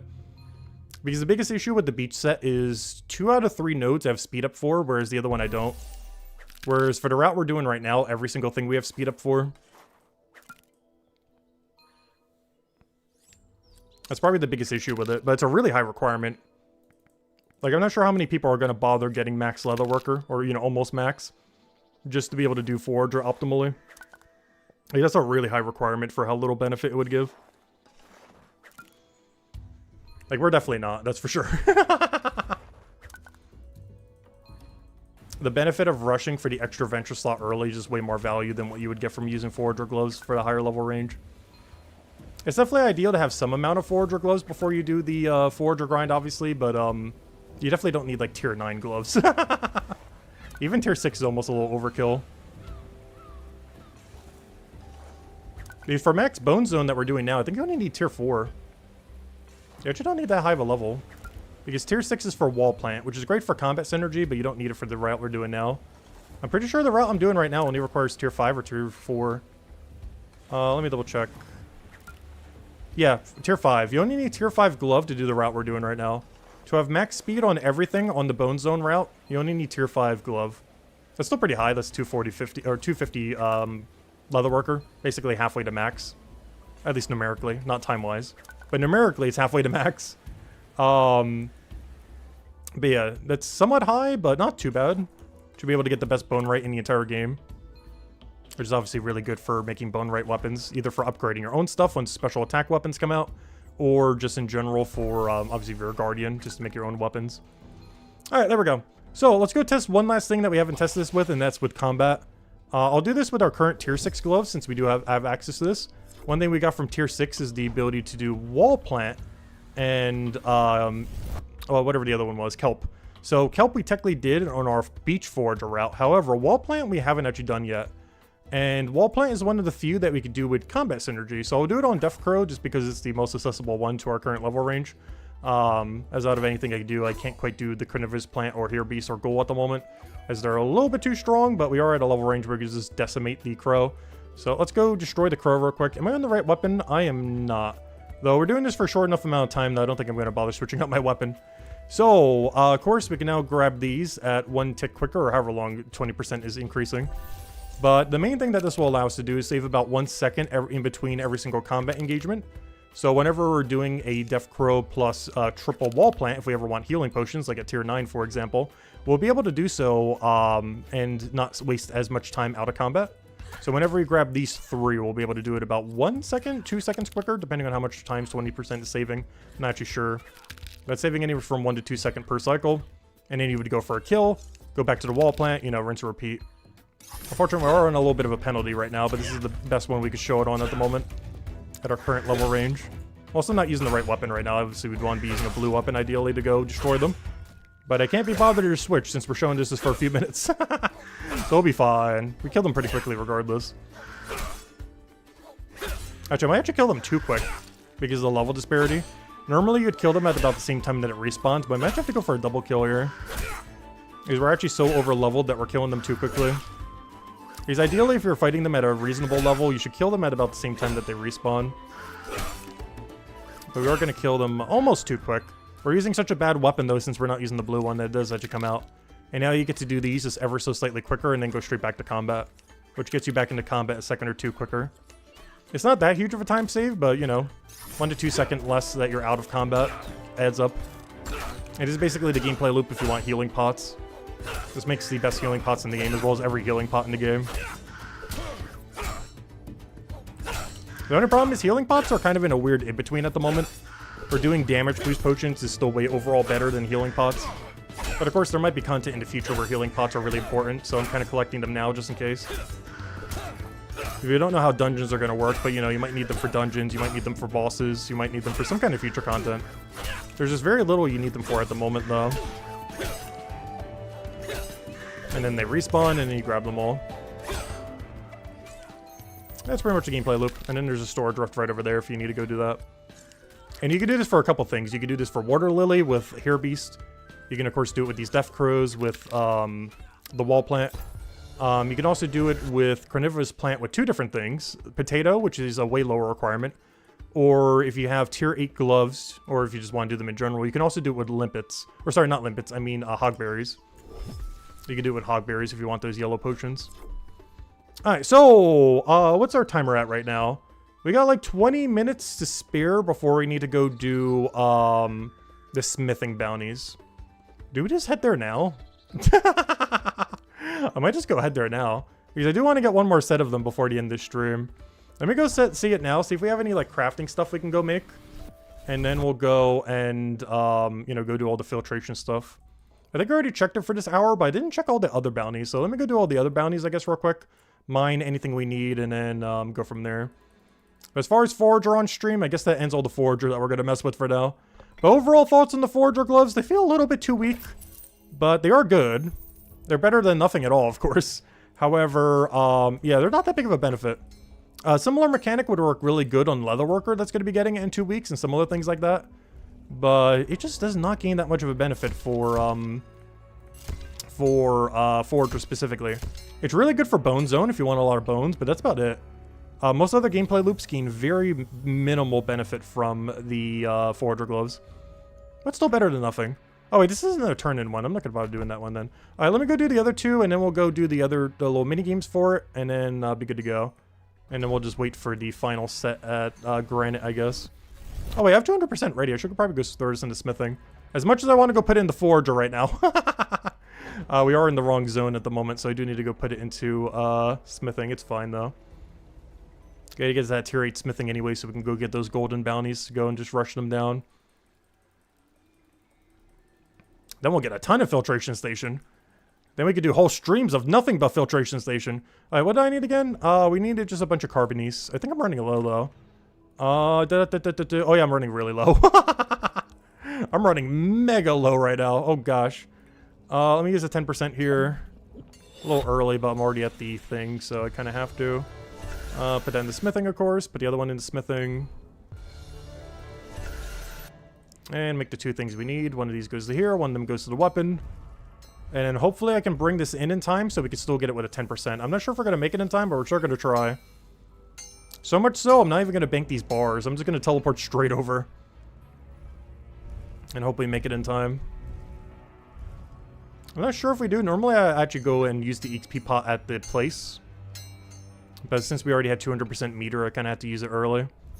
But hopefully we can make it there in time. I don't think we will, though. It's going to be really tight if we do. Then we just need a sword.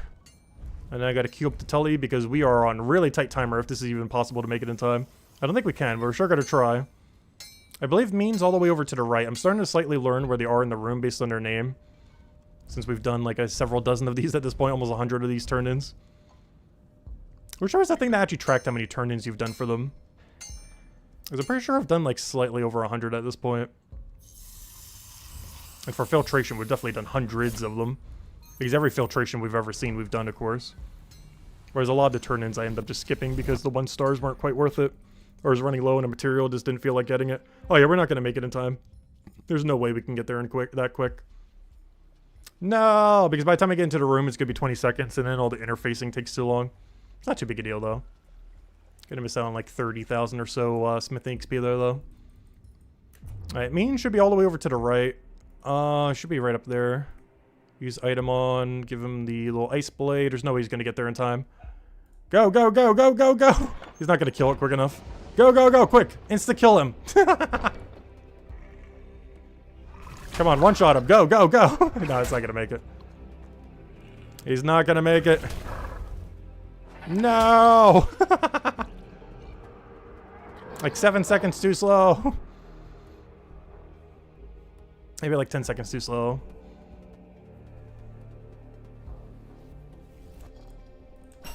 Alright, where's the other guy? Ziz. Oh, right there, over there. Perfect. Alright, here's your weapon. Fire weak 1. Then we can do both the filtrations, and then we gotta kill like 10 minutes while we're there. Which I guess I'll just mine a little bit of granite while we're in the area. Normally I grind a little bit while we're outside, and then again when we're inside. Just to be able to use the double bonus while we're there. Like, you can't go by that area and not hit the double granite. Like, you gotta at least go for the single double granite. Nice, there's a smithing level. Alright, let me go touch the granite real quick. Go turn in both of these two real quick. And then we gotta kill like 10 minutes to get our next set. And then we'll probably end it on there and get our last over filtration. So we'll grab you for the double. Grab the other two while we're in the area. Clear out both of these two real quick. And then I guess we just mine a little bit of granite while we're waiting for the final set. Yeah, I've been really liking these filtration minigames. This is definitely my favorite piece of content they've added since launch. I would still say at launch, the best thing that they ever added is like the entirety of the merchant skill. But post-launch, this might be my favorite singular activity in the whole game, the filtration thing. It's a really cool puzzle system. I want to try unlocking all the harder difficulties. We're not quite there yet, but we're getting there. We've done 37 of this one so far. Or no, sorry, 33 of this. This will be our 34th. But of course, we've done a ton of the other ones as well. That's just for this singular type of it. This one's definitely the easiest one, though, and the quickest. I'm curious to see what that will be at highest difficulty. I guess I'll have a lot of cross-pathing or something. Because this one seems very straightforward, more so than any of them. It's like the absolute easiest and quickest. It also pays out the worst, though. And then we have the most basic one, but the basic one at higher difficulty does start to do a lot of crosshairs. Like at hard, it seems like it has like a minimum of 1 crosshair. And if we do 11 more times, it get very hard.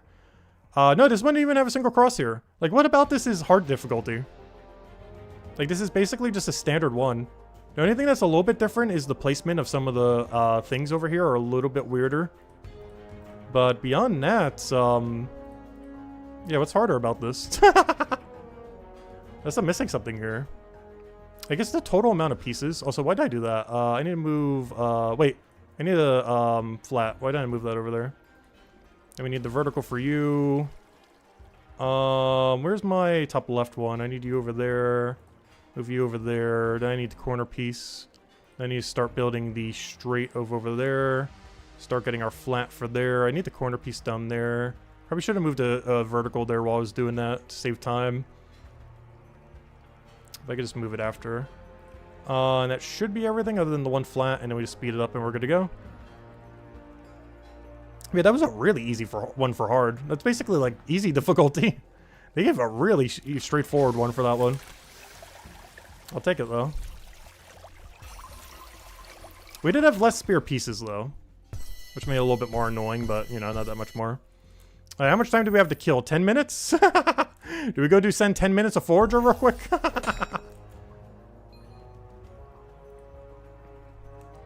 Is the only thing nearby is granite. Just want to go telly back and telly away and telly back or something. Trying to think, what other thing do I need? I guess I'm running low on Cabernice. Maybe I should go get some Cabernice real quick, I guess. Let me get this set of granite, go bank everything, and go get a set of Cabernice, because all the bars I have on me are like my total amount I have right now. So let me go restock it, I guess, while we're waiting. Because I currently have 11 bars left. What I have in my inventory is literally my entire stock. And we still got to deal with it a little bit for the current smithing levels. Because we're not quite out of Cabernice yet. We're at the point where we can start doing some Platinum soon. But we're still at the point where we have 3 different Cabernice tasks. Yeah, I have like 19 banked right now. So let me go cycle over to go grab some. Luckily, there's a very nice wide cycle you could do because of how the storage rifts are. You could do granite into Platinum, into Cabernice, into Platinum, into Cabernice, into Platinum, into granite. And just do like a big mega wide loop. Because there's a storage rift right in between, so I can kind of show that right now. Where you start from granite, bank at granite, go all the way over to Platinum, bank in between Platinum and Cabernice, grab Cabernice, grab Platinum, bank in between, take Cabernice one more time, take Platinum, then take granite, and then that's the whole loop, and then you repeat it again. So we'll go do that loop like one time right now. Because I need both of these two coming up, the Platinums and the Cabernice that we're about to run out of. Platinum we're not quite running out of, but we're going to use a lot of it very soon. These little blue ones. This also makes the best sword that we need for Cryonite anyways, so having a few spares of those is kind of nice for future really big blue sword upgrades that we need. Other classes wouldn't care about it much beyond just the bounties, but we need it for very big blue sword for center. Not this one, though it does make this one as well. It makes like the 2 best weapons for Cryonite, this blue one. Both the long sword physical weapon, which is great for anything that is immune to blue.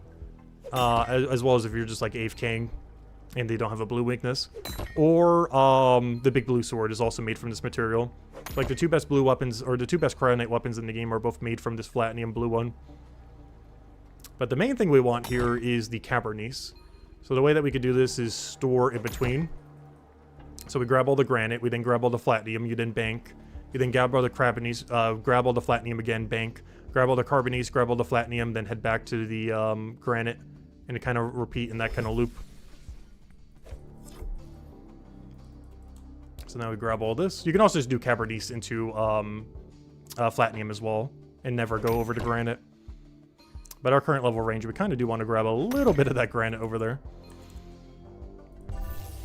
But it's mostly just to restock a little bit of Cabernice, since what I have in my inventory right now is basically my entire total amount. Not counting the 11 we just banked, so I kind of need some. Unless we want to go buy it from the shop. We definitely could do that, but they are a little expensive. They're 11 silver each. It's not cheap. Like, that starts adding up really quick. Like, a whole inventory is already over 250 silver.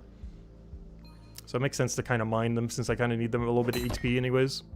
Unfortunately, it's not the best XP at this level range, but it beats having to buy them for 11 silver each. So I don't mind grabbing them a little bit here. Wait, how much time do we have on the thing? Okay, so I can go and do a Platinum back and forth a couple times on Cabernice then. On the final set, we'll go back to granite though, so we can go head back over there. I'll just keep weaving through these two then. Also, weaving through both of these makes every blue weapon in the game for Cryonite as well. Oh, except I guess for your melee one, but the melee one doesn't matter as much. That one's off of iron. But it makes your big blue sword and it makes your range weapon. Though the range weapon, until we get special attacks on it, is kind of wimpy. I'm not sure how it is for the other two classes, but Because it's a one-handed blue, the weapon for Cryonite's blue is actually really, really weak. Just because it's one-handed instead of two-handed. It'll probably matter a lot more for PvP and, you know, once we have special attacks and everything. But at least in the exact current state of the game, it's actually really bad until PvP and or overall combat rework.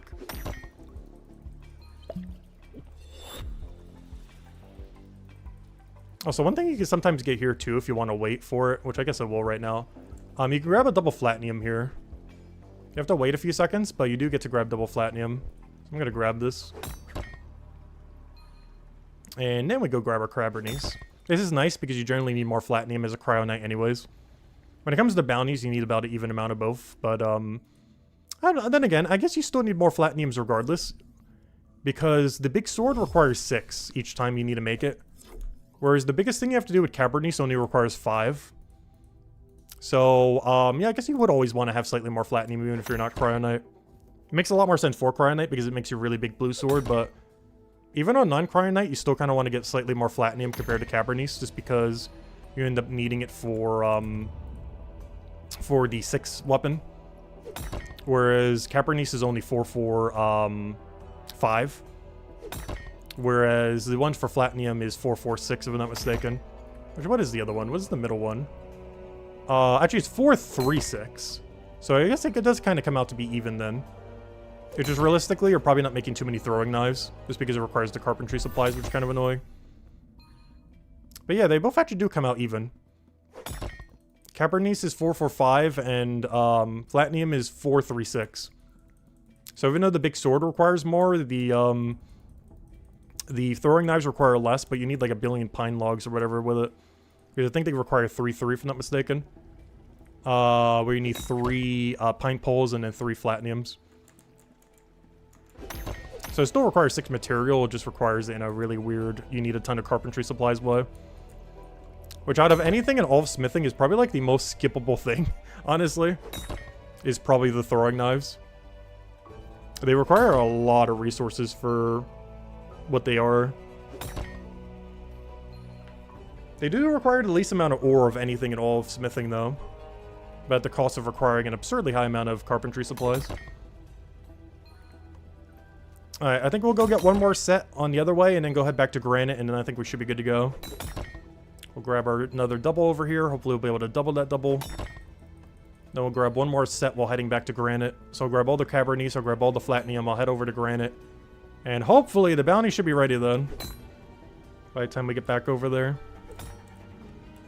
Also, you can be throwing like the 5% XP pots or something in between during these downtimes as well. I just don't really bother. But there is downtime, just enough to drink a potion. If you wanted to throw them in. Like right there being the main potion spot. Because they have like the perfect amount of downtime to get one potion in there. Alright, let's go do one last set and head to the final set of bounties, I guess, for Filtration. And then we'll end it there.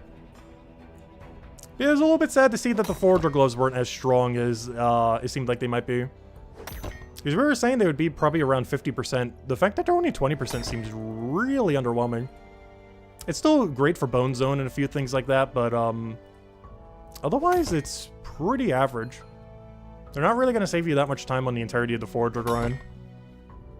Unlike something like the Leatherworker one that we're getting in 2 weeks that would probably save you tens of hours. Forager gloves at best are saving you like 5-10 hours maybe. It's not that much. It definitely adds up though. But it's nothing like too crazy as far as time save. Alright, let's go start heading over to the bounty board, as it should be ready in a few minutes. And by the time we get there, bank everything, we should be good to go. Won't be able to grab that much granite because of the double. I might even save the double for the granite just because we get better XP from it. Not only is it a higher level node, but it's also one of those nodes that there's less spawns of, similar to how Forager works. So you get a lot more from it. Kind of like how from Forager, when you grab 1 to 6 nodes, you get way more XP than if you grab like an 8 node related thing. Mining works very similar. And that these 10 node ones don't gain as much of a benefit for doubling. So we actually want to double the granite once we go and head over to the bank. We don't actually want to double either of these other two. Unless you're at a level range where that would matter. But assuming they're all at the same level range, you want to prioritize doing the double on a stone-related resource. as the lower amount of nodes gives you way higher XP yield when you go for them.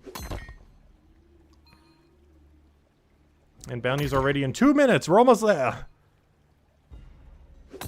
Alright, let me go set both the 2 timers in case we need to get 1 extra set of them, though we'll probably just wait at the bounty board.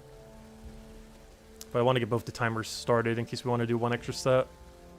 So we'll get this guy's timer started. So this room is now ticking down. We'll get this one started, so this room will be ticking down.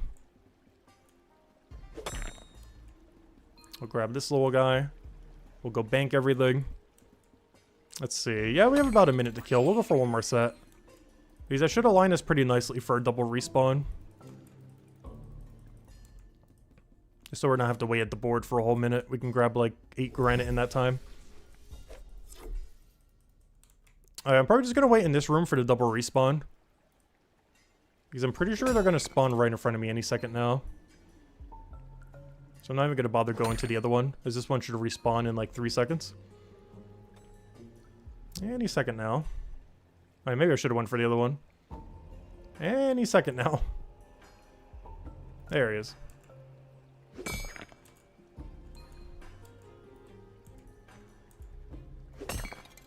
And then we can queue that board from the other room. It's one of the few times that you can actually queue something from a different room. It's almost never normally doable due to how most rooms are set up. But it's one of the few instances where you can queue something from the opposite room. Which is normally never seeable because it gets half deloaded, so you can't actually click on stuff. Like, I can't click on this rock right now, but now I can. But if I click on this board, it'll actually stay clicked as we move out of the room. So even though you normally can't click on the board, like right now I can't click on that board, but it's still selected because we grabbed it from the other room. Because it doesn't get, like, fully deloaded. Alright, let's see. Do we have anything good here? Still gotta wait 12 seconds. Loading, loading, loading. Come on, show me something good. Show us the high rarity one, too. Also, technically, we haven't seen the generator one yet. Show us the generator. Generator's nothing special, though, but... Nice, we got it. Ooh, big longsword, too. Alright, this is the only one we haven't shown on stream yet. This one's pretty straightforward, though. I think it's, like, the second one you unlock. I'll make the sword later. But, yeah, this is the only one we haven't seen this stream of all the new ones we unlocked. So far, we've done it 37 times. This will be the 38th, it looks like. So, as far as generator is concerned, there's a generator that you need to go power up. You need to power it up and then put it into there. It's that simple. It's a pretty straightforward one, but it's the only one we technically haven't seen yet. Sometimes the pathing can be a little bit weird, but this one is a very, very straightforward one this time. And I just need some flats down there. Need 1 more flat. I didn't need curvy. Where's other curvy? There we go. Other curvy. I'll put that over there in a second. Probably should have queued up the flat before I did that. That's fine. Because I put that pretty far in queues, and then we're going to have to wait a little while before I do everything else. Let's see. Yeah, I need to put that over there. I didn't need the flat for there. So I can then put the vertical right over there. Actually, maybe I should have grabbed the vertical first, but then we can grab that. Oh, wait. I need to go and turn... Wait. I just realized. I need the crossover. Hold up. Wait. I'm doing this really weird. Wait, hold up. Stop the timer. I didn't realize that this is the... Hold. Wait. This one is a little bit more complicated. Wait. Hold. This needs to go over here. And then we curve that one into there. Okay, we can still make this work. Wait. I need a corner curve. Wait, gotta fix this. Mistakes have been made. Alright, I think we fixed it. We're fine. I didn't realize that was the normal water and not the poison water. Luckily, there's a stop button if you ever make a mistake like that. There's also rewind, but you ideally never want to touch it as it ruins your score. So ideally, you never want to touch rewind. But you got to be careful with those cross paths. Because I was thinking that it was the other way around, but then seeing that they wouldn't cross like that, it's like, oh wait, it has to be a cross path.